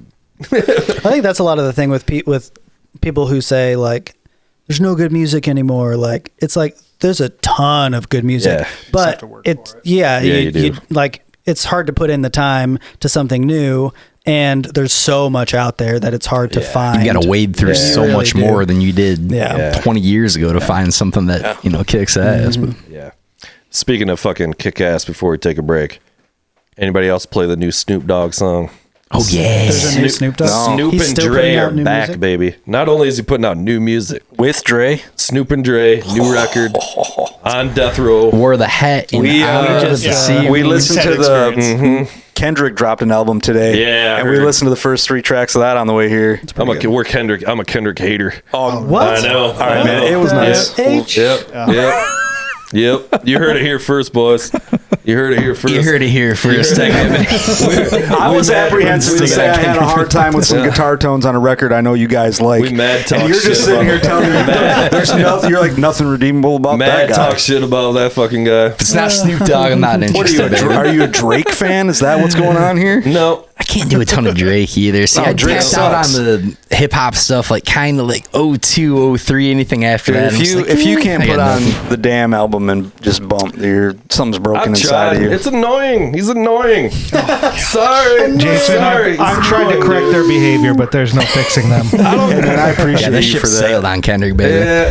Well, I told the story many times. It's When one I of those was things, like, you know, once you get to a certain point where you've kind of solidified, like, the things you love, like the music you love, things have to find you by chance. Yeah. And that's how you, like, it's really hard to get into new stuff. Like, to That's get into true. things and, like, make yourself like something. It's one of those things that especially if you should at some point. I should love it. It's another one of those things like on paper, I should love everything about it. Yep. You know? Well, get ready because this year when the Lions win the Super Bowl, Kendrick Lamar is going to be singing on halftime. So I'll we got to do whatever. one more new album submission before we go off here. I don't know if this might not be you guys' wheelhouse, but Opeth. You catch any of the new I haven't Opeth listened record? to. I'm choosing to wait until I can listen to the whole thing tomorrow. Probably, I'm gonna get nicely toasted. Again, I don't know if you guys are Opeth fans, but they're metal prog. I used to like 70s him, but the metal. guy that was like mixing their shit did this band called Holloway's stuff, and it was such trash. I just couldn't go back. So anything that guy touches now, I don't have any respect for it. He hasn't done any of their new 70s prog shit, their last like 4 records or whatever. You'd probably really look like their last 4 records where they quit being metal and just started being like total 70s prog. It's just like Rush. Pretty much, it's like a darker Rush. He just like put on bell bottoms and just like started playing Marshalls, and like all the metal guys, including me, were kind of like, this new Opeth sucks. But like Cupping the balls, getting as high as you can, hitting those giddy. now I kind of like it. I like it more now. I mean, like I like the fact that like you guys probably don't know a lot about this band, but I mean they were like at the peak of the metal world, and we're just like, I'm not gonna do this anymore, and just like completely went totally fucking prog, and just like we're just like, and everybody was just like literally like he was talking about it. They were like literally getting like death threats from people, like you're dead to me, man, and they're just like, all right, cool. we're just playing single coils now. Like you don't gotta be this mad at me. That's a tough switch though when you got all these diehard fucking metal fans, and they're all Scandinavian and whatnot. So it's uber popular. That happens though. I mean, a band gets to a level of notoriety or success, if you will, where you can say to yourself, hey, we can do whatever we want. What do we want to do? Yep. Yeah. You get that fuck you Opeth money from back in the day. They're like, yeah. But since we're going to take a break, we won't start talking about Radiohead. Whoa. Let's not bring Radiohead in. Let's not bring Tom York up. Dude. Come on. Contentious subject. All right, yeah, let's take a break because I kind of got to take a piss. There was like a fucking spirit Halloween costume that was like an 8-10. I saw that. Did you see that one? Yeah. What you don't see in that photo is I'm actually laying at the bottom of that stairs with my hand on my lower back. Just like, Why did you get an 8-10 with yours? I mean, you're not. I mean, are you going to gig it? Like, are you gigging we did, it? yeah. So this is how the story goes, okay? Because I wasn't in the market for a new cab. I was trying to buy your brother's Never in the SVT. market. I had borrowed it from him, and he wasn't asking for it back, and I was using it a lot. Yeah. And I reached out to him and I said, hey, man, this thing's amazing. Yeah, you should sell really it to me since you're not playing it, and then if you need it, you'll still know where it is, and I'll let you use it whenever. Yeah. And his exact words were, no, this is going to be something that my kids can sell after I die. Right? And I was like, oh, man. And I was like, I get it. And he was like, well, why don't you just buy a different one? And I was like, well, you got to ship them. And nobody wants to ship them, first of all. Oh, yeah. I can't find any local. And when you do, they're just beat to hell. And I don't want to order one without playing it anyway. Yes. And so 5 minutes later, he sends me a listing off Facebook Marketplace. This guy in Chicago selling both of them for the price of what you would pay for the head. Right. The next day or a couple days later, Josh and I drove down to Chicago. Played it. I know what day it was. Oh, dude. It was it was the day you skipped my birthday party. You can't blame him. To be fair, I was kind of like, all right. I feel like if I would have called you and been like, hey, man, I could come to your birthday party, but I have the chance to buy this. You basically did. You sent me a picture of it, and I was kind of like, yeah, what are you going to do? This is why I'm not there. That's kind of like, that's a lot of tone. Dude, we bought so much gear since we've started playing together a year and a half ago. Yeah. All of us have we all have new amps. Yep. Eric's Eric's twin just broke. So he 2 weeks ago. It was like right before the last show we played. Yeah, about a month ago. Yeah, and then it was kind of on the outs. The tubes were going bad, I guess. But then so the next day he goes and buys the exact same amp from someone off Craigslist. Nice. So now he got the other one fixed. Now he has one at home. Stereo. It's perfect. And you got to bring them both because you got to have a backup. Yeah, in case one goes down. Wayne's got a new drum kit. Telling me. Wayne had this beautiful DW drum kit, which he still has. Yeah, and he got some Vistas. He right? bought a Vista. Yeah, I remember talking to you about Pearl, it there. It's beautiful. Hell Sounds great. Sounds amazing. Yeah. What do Pearl call theirs? Is it Crystal Beat? Crystal Is that the Beat. Pearl? Mm-hmm. Yeah. Apparently, most of those shells are all made at the exact same company or whatever. It's just Probably. different hardware. and Yeah. shit on it. Even like the DW ones and shit. It's just all. It's like I gotta say, I was a doubter. I didn't believe, and then he got it, and yeah. I'm a believer. Tom's I'm a just believer now. Yeah. I'm having a little bit of a hard time with mine in a way because I'm so used to wood and like I've reheaded it 3 times because like at first I was putting like pinstripes on which are way Lucky too kid. dark and like oh It was a head joke, man. I'm sorry. I couldn't help myself. so like I don't know I'm a little bit struggling like I just got like single ply heads on and on it seems to be working pretty good. Yeah, I'm just using the G2s and putting the drum dial on there, and Yeah. Sounds killer. It sound really projects good. a lot more than his the other drum kit. This sounds amazing, but this one projects a lot more. So it's like Yeah. the problem with the livelier. DW is it just seems like it wears quicker. You play 3 months with the same heads, and you're noticing like a decline in the tonal quality. Yeah. But with that Vista Light, it sounds the same every time. Yeah. It's Something- badass. What color is yours? Red. it's pretty. And then conveniently, I was tuning up my snare drum and found that it had a crack in it because it was a wood like custom creation. So I was like, "Oh no!" Now I need to get a weird. a metal snare drum. So Jason, being the good friend, was like, "Oh, we could just go buy one today." I was like, let's go hit a bunch of shops and see what Nice. sounds good. Yeah. Hell yeah. Jason's Like the it. catalyst for us all spending money. I mean, yeah. Yeah. I need to honestly. I'm Unless not your in love wives with are any listening of my to this. snare That's it, drums. right there.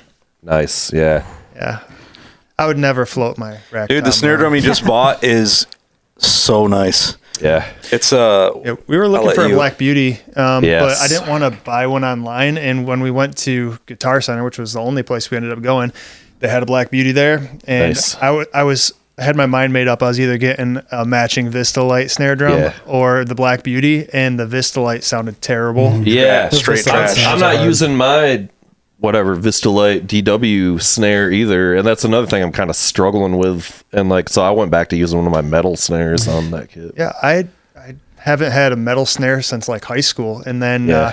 tried out the Black Beauty, and that one sounded pretty good, and I was pretty convinced I was going to buy it. And Jason's like, "Well, here, let's just try them all." Yeah. So he put the DW in front of me. It's a 6.5-inch DW. and Yeah. it brass. just- Yeah. I knew that was the one. Like, Yeah. Sounds good. It's tough to beat a Black Beauty, man. I had one back in the day. Her name was Lucinda. The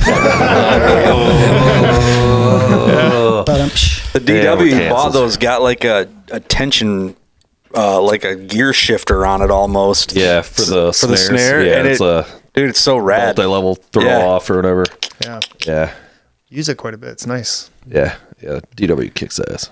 It's a constant stream of gear through our chat. Yeah. And pedals. Yeah. many pedals. See, that's why I didn't get into pedals, and I've mentioned this a million times in here. Is I have pedals, and I did kind of get into it, but like I knew if I'm opening that fucking floodgate, you guys see what I do. If I start, it's just gonna be fucking. And there's so many, and they're all not that expensive, so it doesn't feel like, a couple $100 here, a couple $100 there. Next thing you know, you got $50,000 worth of fucking effects pedals. No, I don't, babe. No, I don't. If you're listening, no, I don't. 2022, when we did the long division stuff, I literally had 2 guitars that I've had since I was a teenager. I had a PV Classic amp, which I recently sold to Wayne's son, and I had the Memory Man pedal. Yeah. And now I have a Les Paul. I just got a Yeah. Sweet Strat. Yeah. I have a Jazz Nice. Master. It's bad. Nice. I have lots of pedals. That, I'm the uh, sweet amp. Selling a couple The print, guitars. what's the amp? Oh, it's a Fender Princeton 2. So it's a Fender Princeton, but Paul Rivera designed a few of the Fenders, redesigned them to be a little bit hotter. Yeah. It's only like a 22 watt, but it sounds killer. Yeah. It sounds great. And then I'm building a Marshall 100 watt at the moment. That's one thing I don't really have. I got the Butler, which is a Marshall style thing, but like I don't have a Marshall. You should fuck around with it. But do you know about the Butler? Never heard of Butler him. is a local guy. He's like east of Lansing area somewhere. He was building amps through the 70s and 80s into the 90s. I found that amp. Me and my brother found it at a pawn shop back when you could get shit at pawn shops, and that was his Marshall style amp. It's a 65 watt, and it says on the inside who he made it for, and it's like some fucking butt rock band from the 80s. And Striper guys like pretty much, but like fucking like Billy Gibbons owns one. Oh, yeah. Like shit like that. And it is one of my great regrets in life that I didn't bring that amp to that guy when he was still alive and have him go through it, because it still doesn't quite work right. I think I fucked it up at one point, and I had like whoever, some guy at RID or something go through it, and like it works, but like the other channel doesn't really work, but you don't really need it to, because you wouldn't ever really use it anyway. Yeah.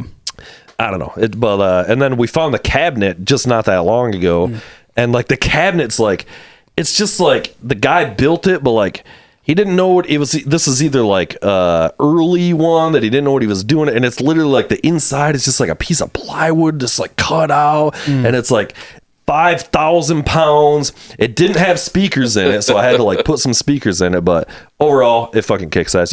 Have you ever played the Butler? Do you ever get to play it? No, I've heard Josh play through it though. Yeah, it's pretty badass. It's on. I played it a few on that record we were just talking about. It got a little love. I'm like, all right, I gotta kind of mic it up. It's just like I just kind of like break it up into that point. Like it's like does that have a master volume or no? I don't even know. I don't remember. It's I'm not really using it that much. It's mostly sitting there looking cool. Yeah, it looks cool. It's a Butler. People are like, what's that? I'm like, I don't know. It's badass. And then there's like the famous like, it's like BK Butler. You know about that? That's the shit that fucking David Gilmour uses. And I bought one of those pedals. I drove to Lansing to meet a guy from Detroit to buy that pedal, and it's got its own power cord that comes out of it and shit. I thought it was the same Butler. I didn't know any of this. And it turns out it's not, but it's also an extremely famous piece of gear from the Pink Floyd shit and whatever. And when I got there and met the guy, he was like, I told all of my bandmates and whatever, people that he knew or whatever, and he's like, and they're all really, really pissed at me for selling this pedal to you and not selling it to his friends or whatever. But he's like, but I already made a deal with you and whatever. And I was like, thank you. But it was just funny because he was like, I was using it with my B3, and he's like, all my guitar friends are just like fucking furious at me right now. And it's okay. It's all right. I don't know. I like my Tube Screamer better. It's like a Tube Screamer, It's all right. That's funny. I just bought, I'm still waiting on it. It's like 2 or 3 weeks out yet, but I just bought a JHS color box, which is channel strip from a Neve. It's a Neve, 1073? Probably. And yeah, I'm just going to put it on everything. Indeed. It's funny how like, have you noticed this trend that like classic studio gear is starting to be put in pedal form? Oh yeah, I've got an 1176 on my board right now. Yeah, it's cool. I like it. Yeah, a lot of mixers are using those pedals for. Yeah, I mean, why not, right? I mean, does it compress? Then I guess it's like it's doing what you want. Yeah. I'd actually just got my brother's 1176. We got the Clark Technic clones. They're like the cheapest ones you get. So now I got a pair of those, and then I also bought a pair of their Pultecs, and I haven't even had them on. And I'm going to be honest with you, I don't really know how to use them. You'd used Pultecs before? I've never used an actual Pultec. Yeah, I mean, these are not actual, but they're the same setup and whatever. And I'm kind of like, I don't know if I should have bought these, because I honestly, like, I don't know what I'm doing with them, you know? Yeah, Pultecs are just one of those things that you turn on and run shit through, and it's like, okay. There's like kind of cool. Literally even on the inside of the manual, it's like, here's some of the classic trick Pultec things. Like, here's how you get the weird kick drum EQ Yeah. that everyone puts. So I'm literally gonna start there. And A just lot be of what like, they do is they like, so if you want that bump at the, you know, the fundamental for the kick, you roll off up until there, and then there's a boost, and you set the boost right at where you rolled off to, and maybe right below it, and you boost that. Yeah. So it like creates a little like notch, a little bump right at like 60 or 50 hertz. Or right. whatever. Yeah. It's some weird people thing do that they like interact with each other and shit because the circuit's bizarre. Yeah. And that's how they got these. I don't know, but that's why everybody loves them or whatever. And I'm kind of like, they they're take cool. up a lot of rack space. I kind of bought them on a whim. Fucking big, yeah. And I don't know if I should have. If you want to keep them at our place, we'll let you. I've had them now for like 2 months. I literally like turned, I bought them brand new because they're not like, I don't know if you saw this, but like that Clark Technic shit, like they cut the prices like They're pretty way cheap. down now. Those 1176s are like $300. Not anymore. They're like 100 and fucking something. And like I bought my first one, it was $300, and now I'm like, what the fuck, So like, yeah. So anyway, Yeah, I don't know. I got their LA2A2, and that's like kind of, I got that for the vocal chain basically. So, and it works. I like it. Yeah. I had like 500 series compressors, and I could not find a 500 series compressor that I liked. And when I got the actual clone of the LA2A, I was like, okay, there it is. That's easy enough. Yeah, for sure. So, I dig it. Gearing out, nerding out. Yeah. Matt's like, I have no idea. What's that? But it do be like that sometimes. Yep.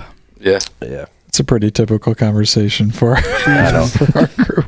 I tell people, I'm like, I will talk about microphones for as long as someone will let me. Like it comes to the point where somebody has to be like, you need to stop talking. Like I don't care about the U87. How many do you own right now, currently? I just I sent you the inventory. You didn't did, but I want you to say it on the. It was exactly 50, I believe, was the exact number. But that includes.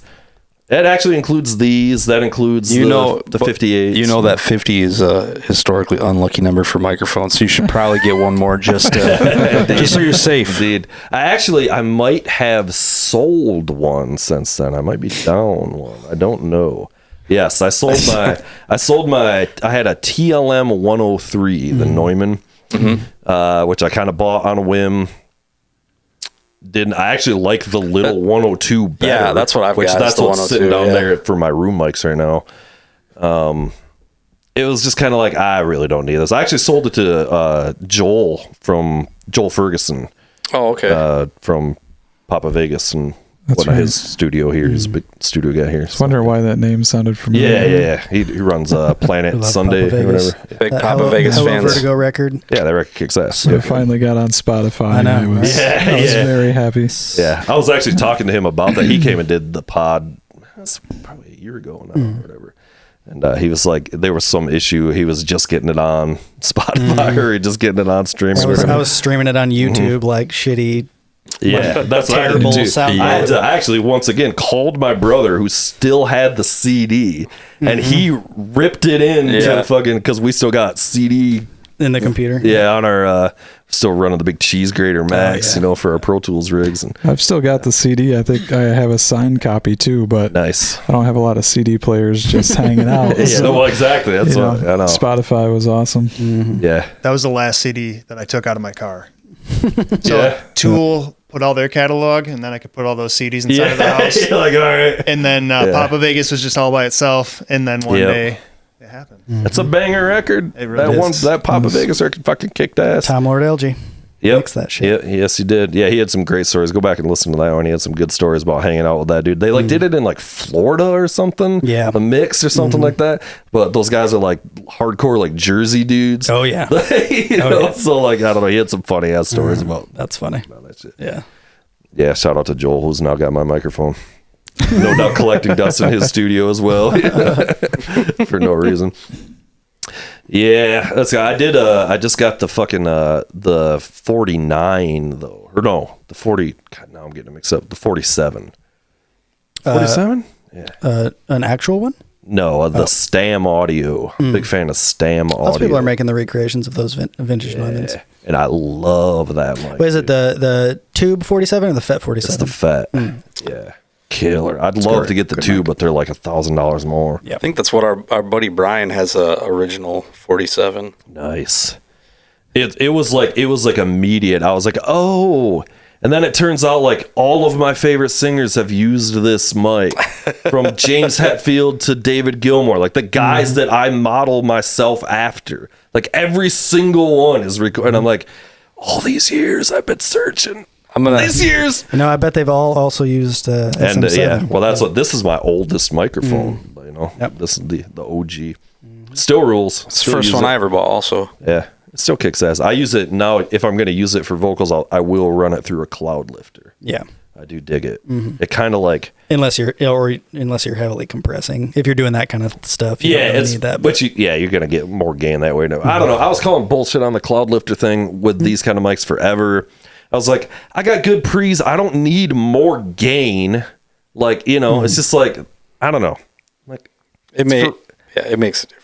It does. I bought one. I bought one for mine because I was having that issue where I was like, yeah, I just don't feel like it's like hot enough. Yeah, it like opens it up or something. It's weird. I don't remember who told me about it. It was me. Was it? Yeah, so it was you. Yeah, and because I've told the story a million times. We went to the NAMM show, talked to the guys at the Cloud Lifter booth. I was literally telling them bullshit. Doesn't do anything. Your product's it's just gain. Like they're developed for ribbon mics. Yeah, like, but for these kind of mics, like. Why? I have great pre's. I have plenty of gain. Why? And he talked you into it. I fucking listened to it and was like, fuck. I was like, all right.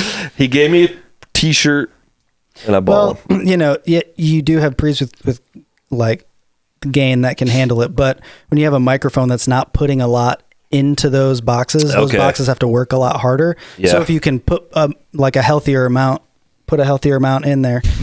Shit, get that off camera. With 3 fingers? 2 or 3 fingers. Anyways, when you a one knuckler? Guys, I'm a substitute teacher now. I'm going to watch this. I know it. When you put more gain into those boxes, they don't have to work as hard and they sound better. So that's probably a lot of what I thought everybody wants their pre's to work hard. Maybe. I don't know. Isn't it always like, I got to drive my pre's. That's where the tone lives. If that's what you want. Yeah, sure. I don't know. What I've been thinking about lately, though. You know where the tone actually lives?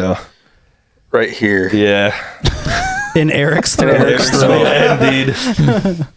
And most importantly, gentlemen, sorry that I touched you. Right here. Skin to skin. In the heart. It lives in the loins. It's what's in the tin of That's where it beans, lives. man. It's what's in the tin of beans. Yeah. See, I'm glad that we're having this conversation because now I know that the reason that I haven't been happy with the way my voice sounds my whole life is because I don't have the right microphone. It's not the right mic. That's what I'm telling you. It's like I always thought I was just kind of a like shitty singer, but it's not. It's a mic. Yep, it's the mic for sure. I tell you what though, it does fucking help having the right mic for the right voice. It's a real thing. You're right. We did that mic shootout, you and I, and then having that the Rode. Yeah. That I ended up buying, that tube mic. It singing through that, you hear yourself and it just gives you that confidence when you have a good mic, and then you really go for it. Yeah. And that's where it comes. I mean, that's where the magic is. Just the letting it do its thing. Yeah. Rode microphones. Sense blah blah blah blah blah. Yeah, they do rule. That's what you're talking into right now. That's sponsored by Rode. Sponsored by Rode. I've had Rode. We can stop talking about microphones pretty soon. Everyone's getting bored, but not me, baby. Let's go. I've had the Rode NT2. As long as someone who will talk to you about until somebody tells me to stop. I remember when you had those. The Rode NT2. Yeah, I had. I still got one. I have 2 of them. But they're the original ones that were made in Australia, and they look just like a U87. Okay. But they got in trouble after they made those, so they had to make them different. Yeah, but they sound great. Yeah. They have a crazy 3 or 6 dB boost at 10K, which sucks. Yeah, but I just notch that out every time I use them. Yeah, I still got that microphone. That was me and Josh. That was Josh's very first condenser mic he ever bought, which was a lot of people's first. It's really great. They're still only $200 on Reverb. Yeah, I wouldn't mind having another one, so I have a pair of them. But they're really great on electric guitar amps too. Okay, that with a 57. Right together. It's cool. Yeah, well, the 47 fucking on guitar amp sounds amazing. I bought it for outside kick drum, which is the thing everybody does. And I'm like, all right, it's gonna be that. And then I like start singing through, and I'm just like, oh, it's the fuck. Well, actually, our friend Addison, who we were talking about earlier, we talk about mics and shit all the time online. I was like, what's your kind of go to right now for a vocal mic? And he's like, FET 47. And I was like, turns out I have one on order. They just have not shipped it to me, and it took like 4 months to get it from Stam. How much are those going for now? That one is around 15, maybe something like that. There's a few people making like, I know Warm Audio makes one, and I know United. There's a company called United that makes one for like $800. Stam. I've always thought about grabbing one. Stam. Go Stam. Go Stam on all that shit. Yeah. Yep. Or we can just borrow Ross's. Yeah, I know. I'm volunteering his gear. I know. I'm like the Noah guy. Jason's mic. Were you nervous the other day when I texted you and asked you for your inventory list? Like, oh God, what does this dude want? Like I now? said, I had already sent it to like several studios. I was like, hey, if you ever need to borrow, well, that's what you said. You were like, yeah, Roz already has this list. I don't know why you're asking me. You're like, we're gonna go over there. I'm like, they have everything over there. Like, maybe they don't have the Manly, but like. For a nominal fee, I'll get them out of the house, keep them distracted for a few hours. You want to get some guys come over? I'm not saying. I'm just saying. It's an option on the table. We're really excited cut you in about doing that. Are you gonna try to do a full Coast. length? Yeah. Yeah. We've got about eight songs and a half. 8.5. We've got a few in the works. We just started working on a new one earlier this week, and so yeah, we have about 8.5. We're trying to have 10 on the record. There you go. Well, we'd like to have 12 or 13 to go in with, just so we can have some wiggle room. But yeah, we want to record it all together. Everything will be isolated though, so it's like if we want to, like if we walk out with just drums and everybody's happy and Wayne's happy with his drums, then that's then at least awesome. you got that. But we'll also have like the guitars and bass, and so the energy, like the idea is that the energy is going to be there, you know. Yeah. So it'll be cool. We're excited about it. Yeah, indeed. Roz is a cool dude, and he's a nice guy to be around, and yeah, he's a fun dude. And great energy. It'll be nice to just be in a room and they not got have to an do SSL it. board. Yeah, that doesn't hurt the situation. Yeah. It's gonna be cool. Yeah. No, that is badass. Yeah, I would like to get over there. He offered, or I was like, can I come check out the studio course, you know? But I haven't. I would love to get over there and just check it out like you guys did, like do a walkthrough or something. Yeah, it's a great place. Fuck yeah. I know. I wish like, that's one thing here is like, I don't really have like isolation really. It's like a little bit, like you could do like drums and bass and down there and like here. You have like, to do it separate. You can't in a space like this. It's really hard. Or you could just man up and do it all in one room. Like the old days. Yeah, that's when you had to be good.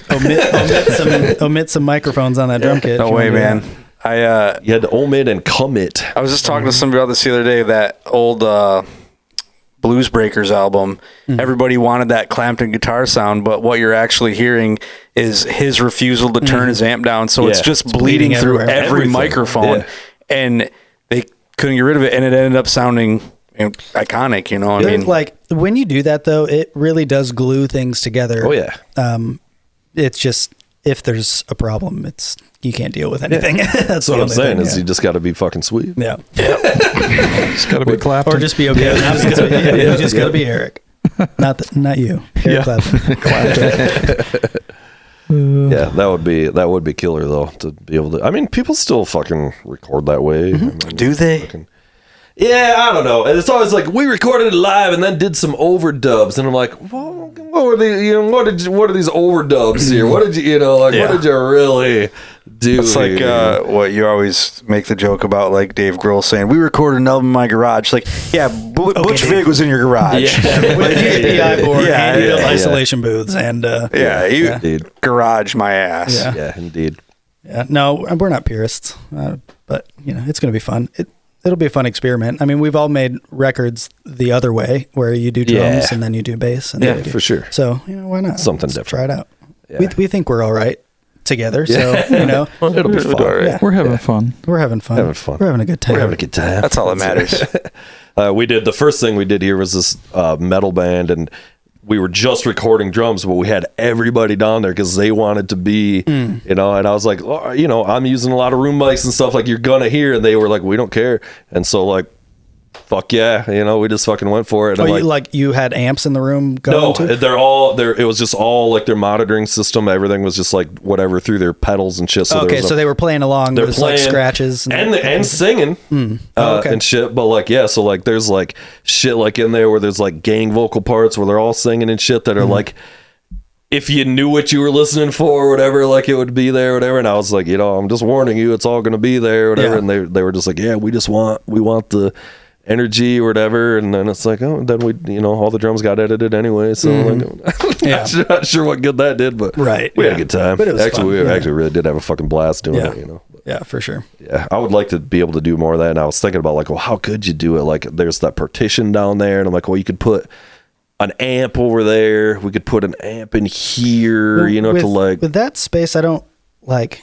It might not be big enough, but like the way that a lot of engineers used to do it, like Glenn Johns used to set the drums in the middle, and then he would have like a half wall partition, and he would put an amp and an amp, but they would all be facing, like they would be lined up with the edge of the kick drum, so they would all be lined up, facing one direction, right? And they'd just mic them, and they'd be fucking loud, like they'd play really loud, bass amp and everything, right? But I guess when you set it up like that, projecting out in the same direction with gobos in between, the isolation is pretty decent. It's good enough. So but you have to have a space that can support something like that. So I think if I was gonna try to do it, I would like try to like just like put the people in the room and then try to like put the amps, like just fucking put an amp in here and anywhere, a blast bathroom. it. You got a bathroom. You got exactly. Yeah, for sure. Yeah, that would be an just let the bass go direct. Indeed. I hate everything about what just happened. just DI bass. Not a fan. There's this video going around. It's like, all right, here's what we got on the drum kit, and he lists off like 17 different mics and all these pre's run through, and the bass player walks in and he goes, all right, what we got for me? And he just hands him a 1/4 inch. It's like, God damn it. It's true. Yeah, that's fine, but it's still, it's a touchy subject. I'll never do that to you again, I promise. Yes, you will. We'll record both, but we'll just use the direct signal. And then the mixer goes mute. Mute is the I'm just saying, tool. man. McCartney, Carol Kay, Matt Malley played a B15 flip top. That's true. Yeah. It's there's something to record in a bass amp. Fuck yeah, there is, dude. Oh, I mean, the fucking playing this amp, I'm just like, the tone. That thing's mean sounding, dude. Yeah, it sounds fucking killer. Yeah, I haven't actually mic'd it up yet. What do you like to mic a bass amp with? Like He just told you a 1/4 inch cable. Yeah. No, I like. We replace it all with synth bass. I've done a FET 47 before, and it's killer, of course. Okay. But I like a 421. Okay. But with a 421, it often doesn't have the low end, so you have to support it with either another mic or use the DI for the low end. The RE20. I was going to start RE20 with is that. good. I actually, when we practice, well, we don't have them up right now, but a lot of times we have mics, like a few mics on the drums, and then one on each amp. And I put the SM7 on his amp, and I actually think it's amazing. There you go. Like, yeah. and, sure, sounds that great. would work. Yeah, I mean, some of it's the microphone, but mostly it's all. The tone lives in your hands, baby. it's coming straight from my green Tortex pick. Indeed. It's all in the pick. Tortex. It really is all in the pick, man. It's all in not having changed those strings in 3 years. I can only let flat wounds go for so long before I really just hate it. You actually have flat ones? Yeah, it's your brother's fault. Oh, when we did my little EP, we were talking about bass stuff, and he had his Spectres out, and we were talking about just using that because that's recording. It's a no-brainer, right? The thing just sounds great. Yeah. And he was like, well, why don't we try putting flat wounds on your P bass and see how that goes? And at the time, I had never done it at all. Yeah. I've always played round wounds, and I put them on, and I was like, oh shit. Something just woke up inside of me. And then, you leave them on and they get grimy, and it just deadens that sound in the best possible way. Right.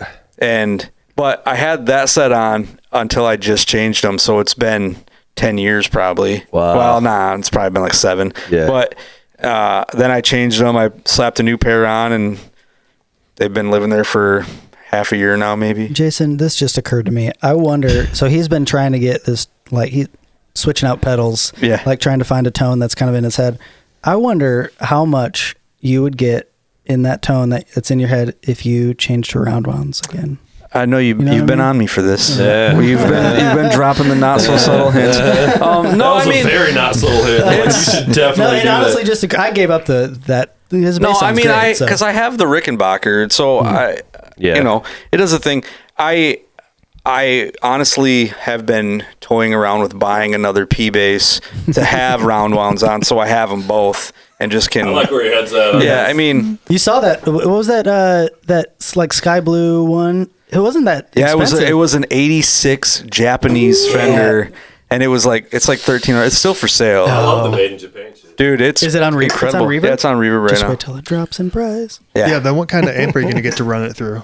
Yeah. No, once I finish my need Marshall. a different amp Once I finish my Marshall, for the you can- round you can wound do as that. well. You can't use the same amp. I'll play it through Josh's 100-watt Marshall. Yeah. I have a P bass with flat wounds. I play green Tortex picks. I have an Ampeg 8x10. See, but I have modeled after. I have a dark glass amp.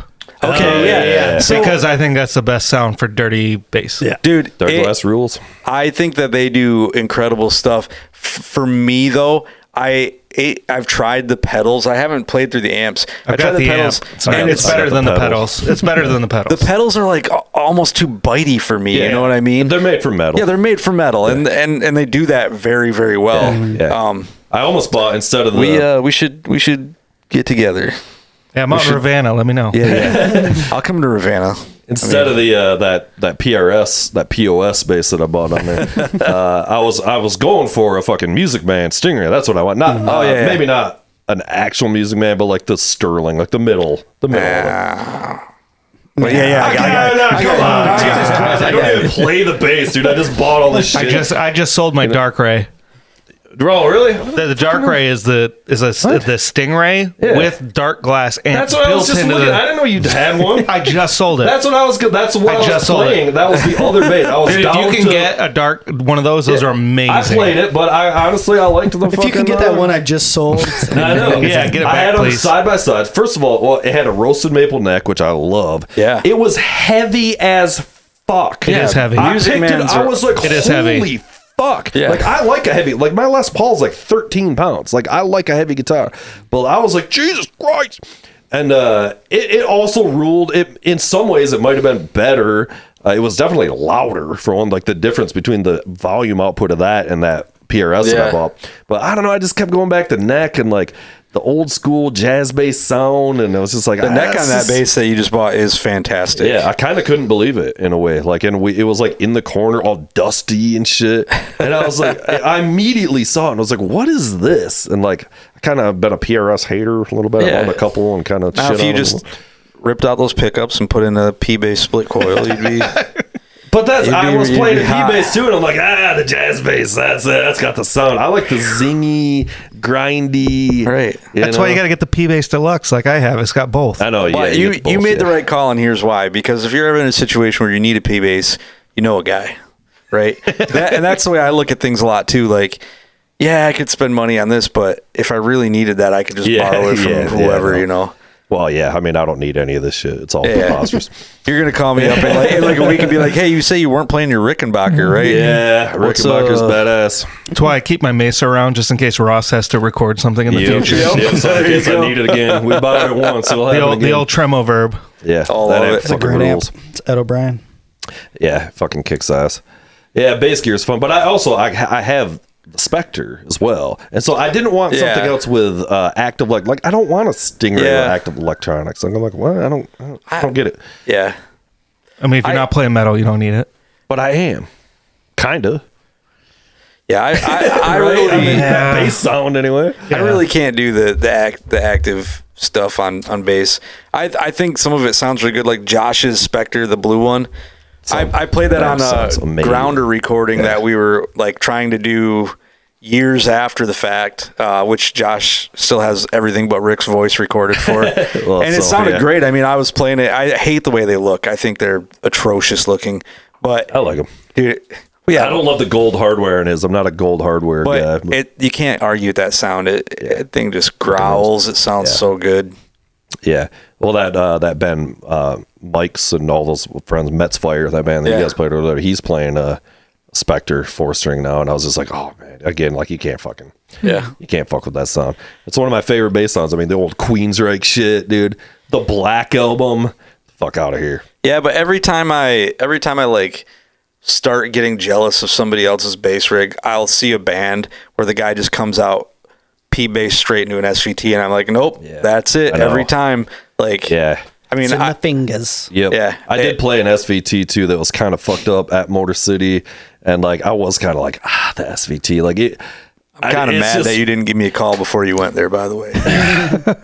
I did call like 4 people. Nobody fucking came with me. I was like, I'm fucking trying to get into. I called 4 people, man. You weren't one of them. Yeah, you were definitely not one. You guys are even. You skipped his birthday for an SVT, and you went to go buy a bass. Not only would I have gone with you, but I would have talked you into buying so much more stuff. I didn't need to be talked in. I did buy that bass, but I told y'all they had 3 Ampegs there. Yeah, they had the SVT, which was cool but kind of fucked up. Yep. They had that B15, which was also very cool, but I didn't love. It does not have the same grind. No, it's meant for something totally different. Yeah, but it had this cool 215 cab, but they were only selling them together too. Yeah, but it was very cool.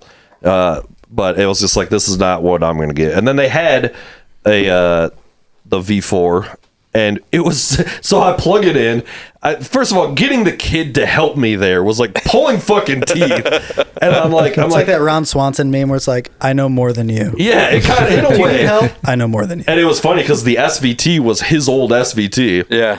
But like, I plug into, I'm like, I really want to play this V4 through the V4 cabin. Can you help me move it over here? Blah, blah, blah.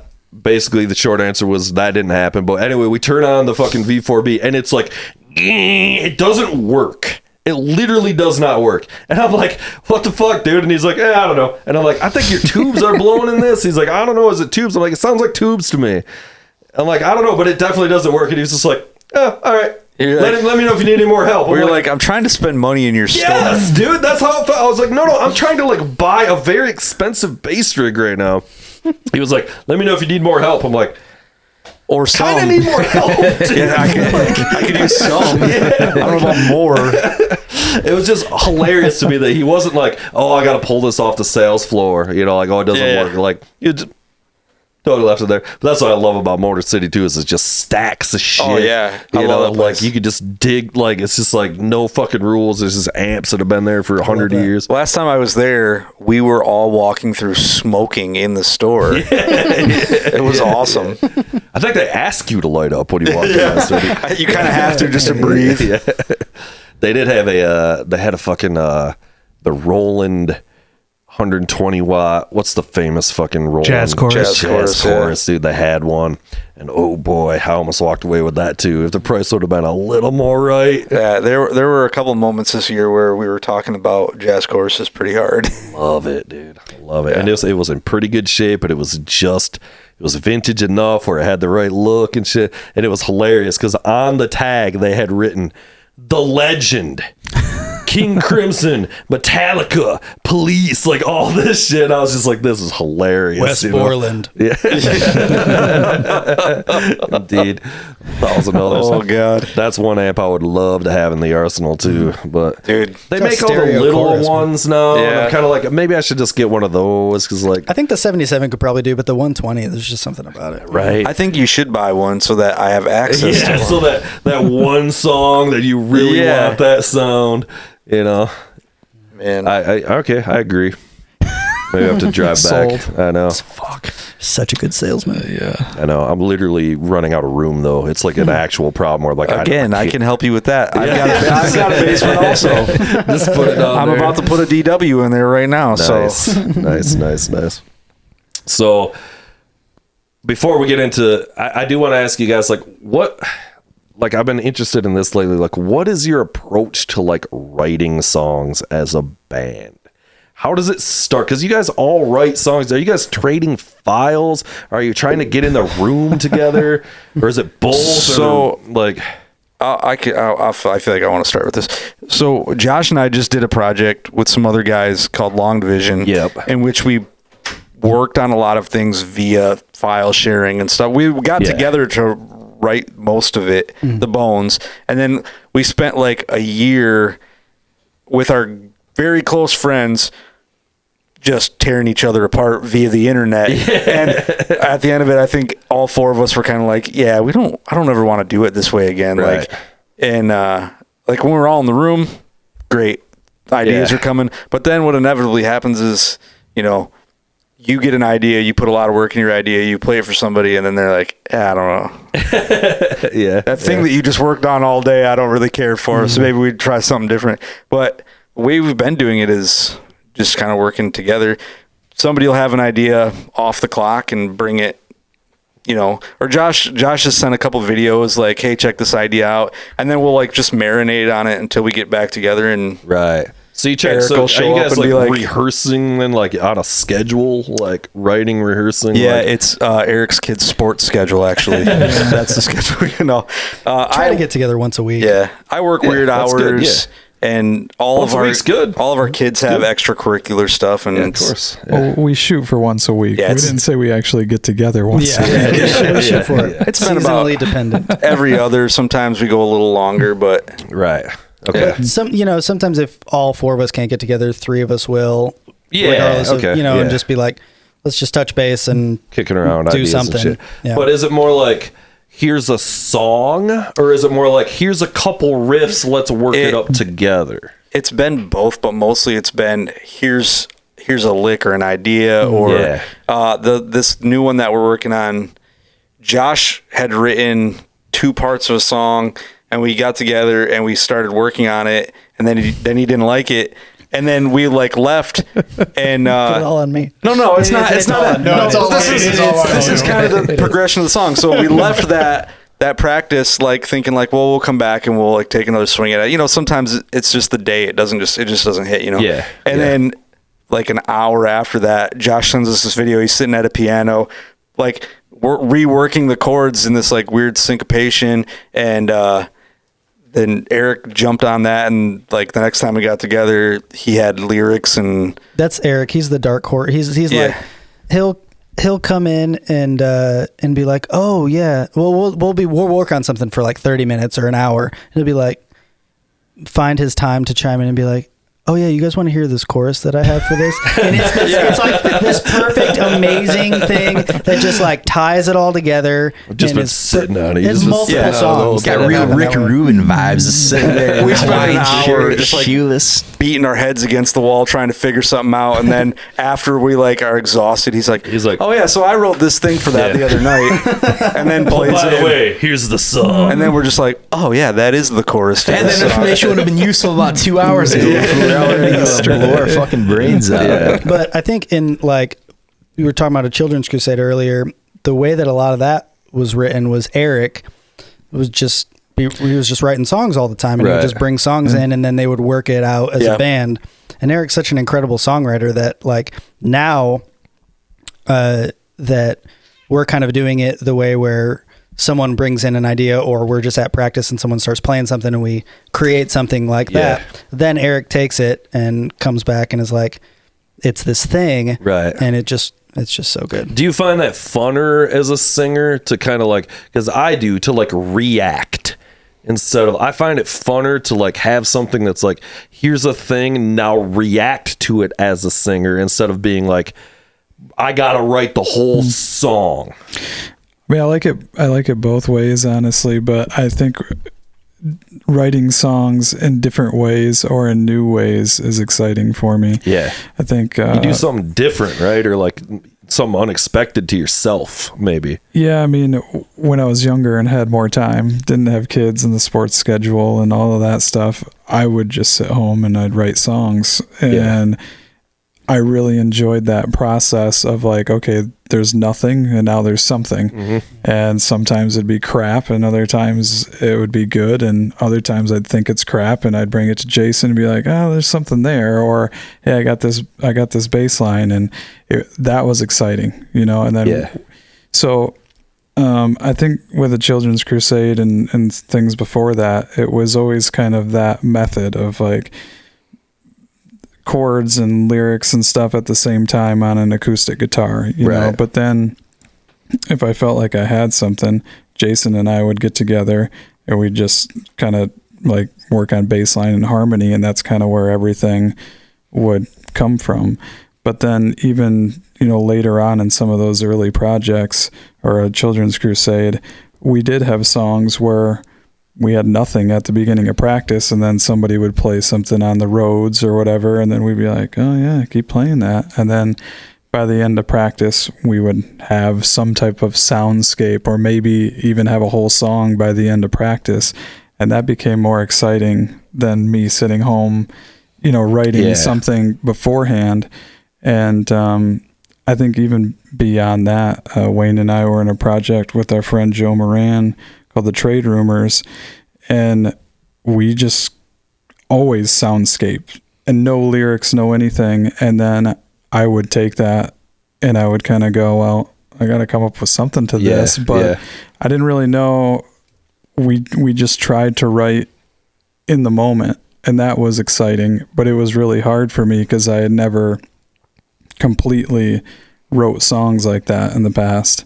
I hadn't written like that, but it was really exciting, so we kept with it, and I really liked the way that things turned out.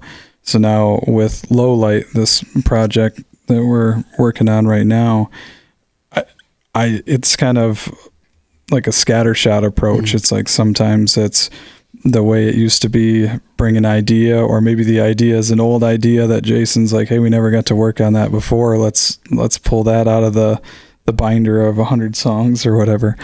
But it is more exciting to me to like hear something now, like that Josh probably has like a whole library of files that he's working on, you know, and he'll just be like, hey, I got a new guitar. Guess what? This is the first thing I played on it or whatever. And I'm like, yeah, that's cool. Right. Like, let's work on that. No melodies, no anything. It's just like, there's something to that. And then we all get together and we start jamming on something, and maybe I hear something, maybe I don't, but it's exciting for all of us because we're kind of doing it at, you know, we're working through it at the same time. So, I think that's my favorite way of doing it right now. Yeah. Well, I think it's really easy. It seems like it's easy to do it like that for us because like Wayne and Eric specifically have been playing together for years, like since you were teenagers. And so they have this musical language, and then Jason and Wayne together, as a rhythm section, they've been playing together for years too. And so it's like, it's not hard to even just make some dumb idea workable in the moment, and then it just makes it easy to find things. You know, it's what like when somebody plays something, you immediately know what they're doing. Where their heads is or whatever. They have this foundation that's. We're really good too about, and this is big props for Eric throughout my entire, rock and roll career with him. Is everybody, but especially Eric, is really good at like, hey, here's this idea. And then it ends up being like, I don't know how many Children's Crusade songs ended up getting flipped upside down and being nothing with like what he brought in. Yeah. But he's just in for the ride. Like, I know, myself included, I've been out of shape. Like, well, that's not what I wanted out of this. But everybody's, pretty good about it, and it just works. That's what I was thinking. Like, it's more nowadays, especially when you're collaborating. Like, I find it works better when you're like, don't bring in a full song. You're like, I got a thing, let's work it up, instead of being like, here's my song, oi! And you're fucking it's really like hard fighting with because somebody. when you write a song by yourself, you inevitably have ideas of what the other things should be doing. It maybe not exactly, but like you're like, oh, I kind of hear it like this, and you get demoitis for stuff. You know what I mean? Like you have trouble. It like hearing it another way is strange, and it's hard to get used to. But we're all like a little bit older now, and so it's easier to like not get so bent out of shape about that kind of shit. And nobody thinks that like anything at all is riding on any of this. None of us are sitting there going, man, this song's got to be good or we're never going to get signed. You know what I mean? It's never going to get played on the radio. But we were working on a song. Oh, well, it's probably our second newest song now. where Josh had a guitar part that was like kind of like mellower sounding, and I was like doing something totally different, and then Wayne was doing something, and I don't remember. I think maybe you were like, "Hey, what if you did and made some reference to some song that we've been listening to?" Yeah. And so Wayne comes up with something, starts doing this other thing, and then I just like get triggered by that and just start playing this bass part. And then Josh is looking at me. He's like, Jason goes, "This just makes me want to play this bass line," and then he just plays this. It's like fully realized. I don't even think he thought of came up with it before. He was like, "Makes me want to play this," and that's the bass line. And then like we kind of were just like messing with it for a minute, and Josh was like, "Well, I don't want to play this now. I want to play that." And then that just became this whole song out of nowhere, based on like just one thing in the mix changing, and then it was like, "Oh shit, no, that's the thing. Everybody get on that. Scrap everything else. Let's go with that. Go. Right. And those are like that's the most fun times for me, like when there's that magic in the moment and you just everybody is on the same page and it just takes off, right. That original spark of the idea is what got everything started, and then now it's just completely gone. And it's kind of cool though, because Eric will like take a recording, either a voice memo or have mics up or whatever, and Eric will take that and he'll just listen to that for like months, and then we'll be working on the song like couple weeks later, and he's been listening to this initial version, and I'm struggling with guitar. I'm like, I don't know what I'm gonna play, and he's like, well, in this initial version he'll play it and it'll be like, oh, that is kind of cool. Okay. He's like, I really liked it when you were going like, and then I'm like, I didn't even know I was doing that. That's cool. Yeah. All right. Yeah. Tool, they call it throwing it to the wolves. You got to be prepared to throw it to the wolves. So I mean, when you come in with something, you got to be prepared for everybody to rip it apart and then rebuild it. So you can't get too fucking married to your thing. I feel like that's the fun of it, right? Like that's the point of being in a collaborative environment. Exactly. Because realistically, like if left to my own devices, our songs would be this one dimension, because I know what my go-tos are. And so it's cool to like, even like Josh just moved up here like 2 years ago ish, back up here with his family, and before that the three of us had gotten back together and started working on stuff, and we had a couple of songs flushed out, and introducing Josh into it like right out of the gate, just adding that new voice, that new like different way of thinking, added so much more dimension to what we were doing. Right. And and I think maybe even that first time we got together, the three of us were just looking at each other like, okay, this will work out. I think the first time that we started getting back together, Eric made a statement like, I don't know if we need to write any new songs. He's like, we just got like this bag full of songs. Let's just pick something and work on it. And we probably did like 3 like that. But since then, since we all started working on stuff, it's like everything's coming out of people's individual ideas or just thin air in the moment. So nice. Well, and like Eric was saying earlier, there's probably, I don't know, there's probably is like 70 songs from the Children's Crusade era, like just Eric's demos that are still floating in the ether. Yeah. And so when we started getting together again, and anytime you start something, there's always that initial like, what do you want to do? I don't know. What do you got anything?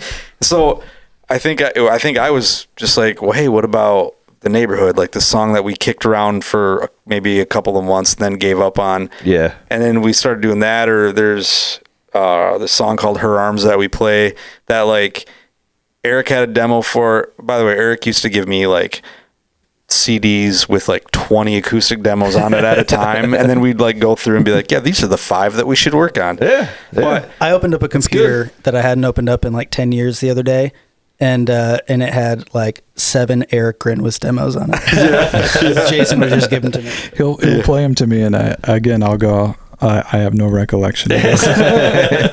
That's awesome though. Well, yeah, so we kind of started like that, and then Josh came in, and it was a song, I think it was Her Arms, and we hit the second verse and he just starts and I was like, where the fuck was that this whole time? Like, you got to go metal with it. That's what you're yeah. Even gent, bro. Yeah, indeed. On the death metal things. Do you guys, particularly you, Eric, do you write melodies and lyrics at the same time, or do you start with like dummy melodies, or do you write lyrics first and then write melodies to it? No, I wish I could say that I had a gift to write lyrics, but I don't. I have to have a melody, melody. So your melody first. Yeah, it kind of has to work like in tandem with, for sure. That's why I kind of always wrote with some type of chord and melody at the same time. And to your point, like it's just like a mumble track or something, like I'm just kind of, I have no idea what I'm saying, but there's something coming out of my mouth, and then that seems to be more common than most people realize. I think that's actually how most songwriters actually do it. Do you ever find that some of your mumble words start turning into actual words though too? Like there's like one word, or like you said something and it's like, oh, that's a lyric. Like that's a real word, and start basing it around that or something, because that's kind of what I do. I got a song that I've been kicking around for a long time, and I sent it to Josh to see if he could come up with anything when he still lived in Tennessee, and he sent it back to me in a different time signature, and and with some chorus chords that he's like doing that, like kind of mumbling over, and the chorus to that song, my lyrics were like pulled out of the sounds that he was making, while he was doing it. Some of them directly, and then I just kind of filled in the empty spaces. Exactly. But it's like, I love that. I do too. That's definitely how I do everything, and that's why I like, when I can, I try to record myself even the first time I hear something, and just react to it first thing, and just like record that first initial thing, because you'll be surprised sometimes. It's like, oh, that's like, I don't know, I found that to be very useful in like writing things. It's like you don't even know what you're gonna hear next. You've never heard it before, and like just start mumbling, like singing along, or just like humming or whatever. Like I like it. I think that's why when like I'm listening to a demo multiple times, sometimes I think, oh, Josh already has a guitar part, because he didn't really know what he played spontaneously, but it sounds really good. Yeah. So next time we get together, he's like, just do that. He's like, do that. I have nothing for this song. I'm like, are you sure? Because it sounds pretty good. Like, just do the thing you did. But to your point, like the lyrics are like you might grab a word out of the mumble track or something. Yeah. You build the whole song around it or something, because you're like, I finally got one word. Yeah. Yeah. Seriously. Yeah. That song never ends up in the final version. It's like maybe what you built the whole song around. And that's like the working title for the song. Yeah. I do that all the time too. It's like, oh, well, that's maybe what this song is about. We always end up, working titles end up being like, titles for other songs, like "Happiness is a Warm Gun," and just stupid shit. But Eric, like, it's funny, we've written all these songs, and the way we practice, it's really hard to hear what he's saying a lot of the time when you hear the melody. And so we recorded some like demos, and we did vocals for one song. So because we were supposed to play, there was a show at the Pyramid Scheme last night actually called with the band May. I don't know if you're familiar with them. They're they're like a early 2000s, mid 2000s emo-ish band. Yep, I do. They're a really good band, but anyways, they canceled the date, so we didn't play, but we finished a demo of one of our songs and submitted it so we could get on that show. And as he's recording the lyrics, we're all just looking at each other like, this is what he's saying? These are awesome. And then he shares all the lyrics to all the songs with us, and we're like, it was one of those, it's like, where's it been? I'm like, I've been singing the lyrics, in practice. Yeah, so nobody's paying attention. I didn't realize no one could hear. I get that too. Do you guys do you guys all submit working titles? Because this is another thing I find fun now, is because we've all written so many songs at this point. So like, I like getting a song with somebody else's working title, and it doesn't always work, and I don't know, but actually using that as a challenge of being like, oh, okay, that's his working title, like maybe I can try, how do I challenge myself to work within this framework of whatever that means, you know? And sometimes it's like, he'll be like, that's not at all what I thought that title was about. He'll be like, that's something I took from a video game and I'm writing a love song, you know, but it's like, but it's fun because like, otherwise it's like, I'm saying the same shit all the time, you know, or whatever. Like, so I don't know. I like that. I don't know if we've done that yet.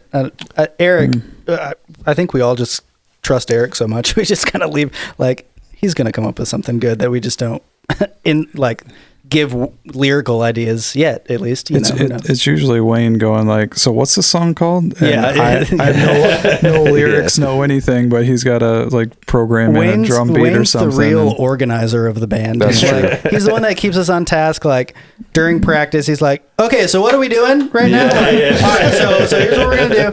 Or, we're going to play this song 2 more times. Yeah. And we're going to play this other song, and then that's it for the night. Does anybody need to hit anything specific? I just got to find a real big whiteboard so I can kind of chart everything. I got one in my garage. I had a 4x7 foot whiteboard in my basement when we practiced down there, and I was like, hey, should I bring this? And they're like, no.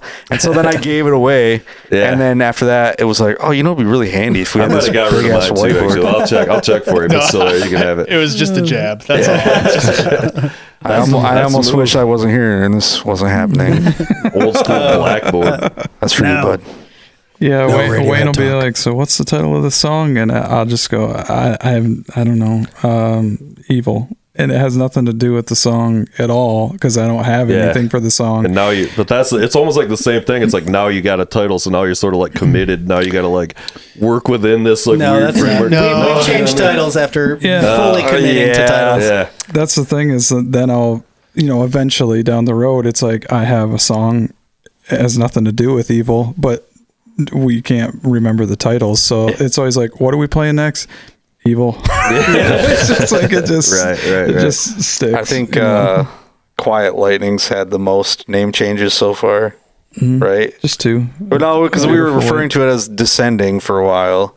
Because it has a descending guitar line. And then it was Beautiful Weight, because that was the only lyric I think we could differentiate on the PA that we're using. And then and then Eric came with lyrics and was like, it's Quiet Lightning. It's called Quiet Lightning. Right. Maybe it's just me. I have to find these little things to like challenge myself to like, because otherwise it's like, I don't know, I need some kind of like pull a book off your shelf. I do that all the time. There's lots of cool. Put your finger down. I do that all the time. Have you ever seen the Brian Eno cards? Like you can buy. No.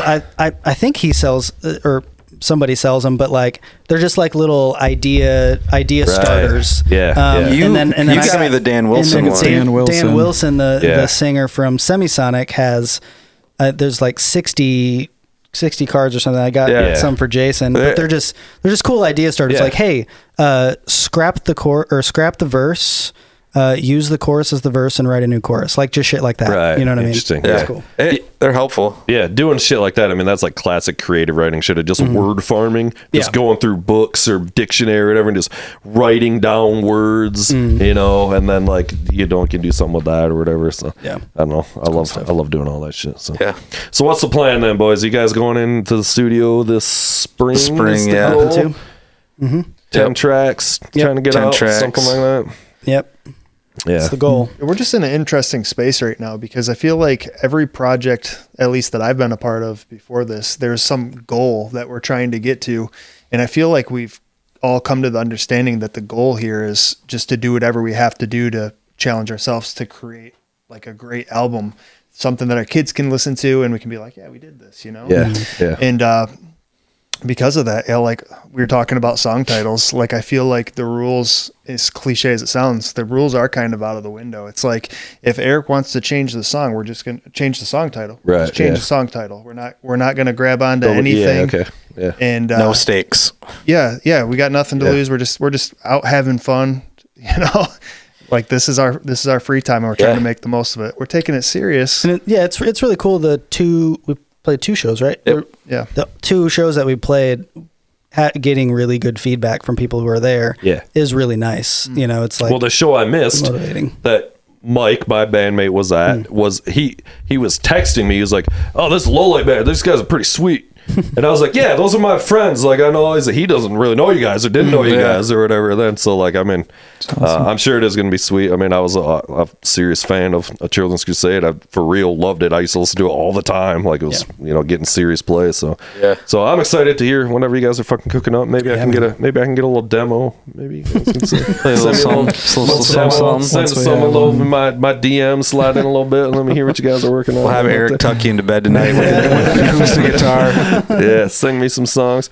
No, I'm excited about it, and I'm sure you guys you've all been doing it for so long. It's gonna be sweet. It's interesting for me, and I would imagine Wayne as well. But like Josh and Jason have been playing shows like the last 10 years. We've had 10 years off. Yeah, and same. I get it. Yeah, for me, it's raising kids and loving that. But then also like there's a piece of me that's going like, that music was really fun though.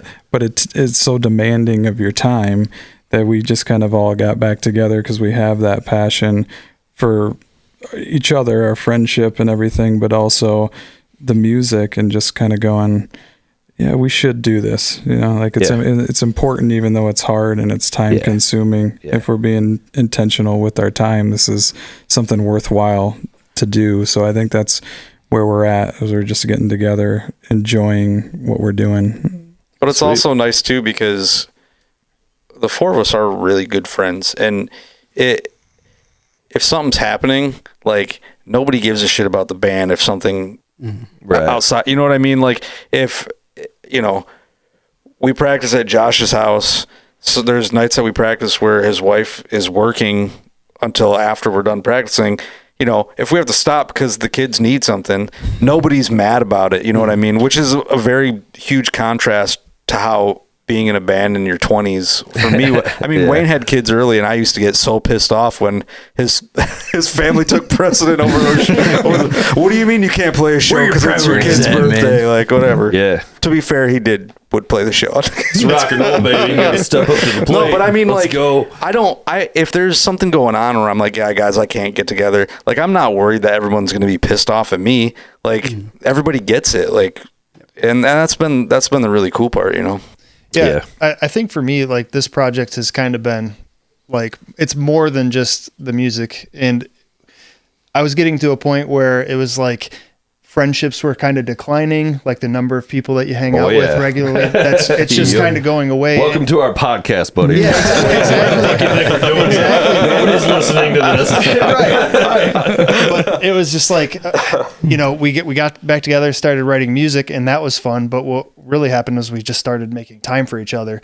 And going back to Jason brought it up earlier, like, we get together and do this book club where we're taking turns, like, picking albums and kind of picking them apart. By the way, shout out to Scratch a Track podcast, Matt Radowski. Absolutely. If you know Matt Radowski. No other podcast plugs on this one. Well, anyway, I think they're done because they haven't posted anything this year, which is a problem.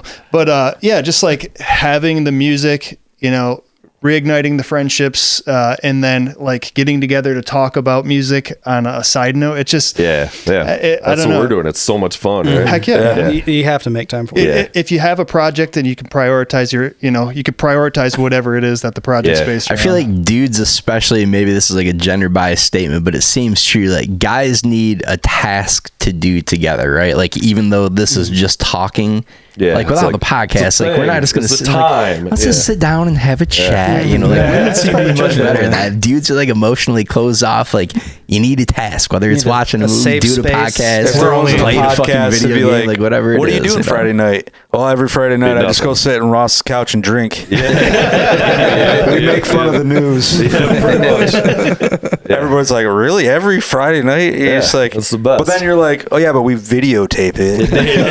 But we kind of joke around. That's I don't know if you've seen that cartoon where it's like, but also the catch is we kind of joke around a little bit. It's like, yeah. Well, we were doing the Does It Stay in the Collection, which is very similar to your book club thing. Okay. Which were all these shitty CDs that I had bought at Records and More and whatever. Yeah. And like mostly stuff that was bought based on the cover, which is I'm big into artwork on shit, and I used to just buy records based on the cover. Yeah. And then when we moved here or whatever, I had all those CDs and we had to decide, like, so it was fun to be like, what is this? plug it in, play it in the thing, and just be like, and the whole shtick was, does it stay in the collection? It doesn't get thrown out. Yeah. And like just being surprised at like, what the fuck is this crappy CD? So Spoiler alert! It all got thrown out. that's pretty 50-50. Again, I got pretty goddamn good taste. They were pretty decent picks out of these shitty Circuit City. I used to buy them at Circuit City. Oh yeah, that's the go-to. I used to do that with people in my 20s when you know, back before people were really collecting records again. They'd find out that I have a record player, so they would just bring me boxes of their old records, and it'd always be like 90% like Cat Scratch Fever type stuff. Yeah. But if it was something I'd never heard before, I'd make myself listen to it before I gave it away. Yeah. And I found some gems, man. I got a record from this band. There's multiple bands called the Unicorns, but this band put out a record, and I put it on. That's a funny statement. There's multiple bands called the Unicorns. So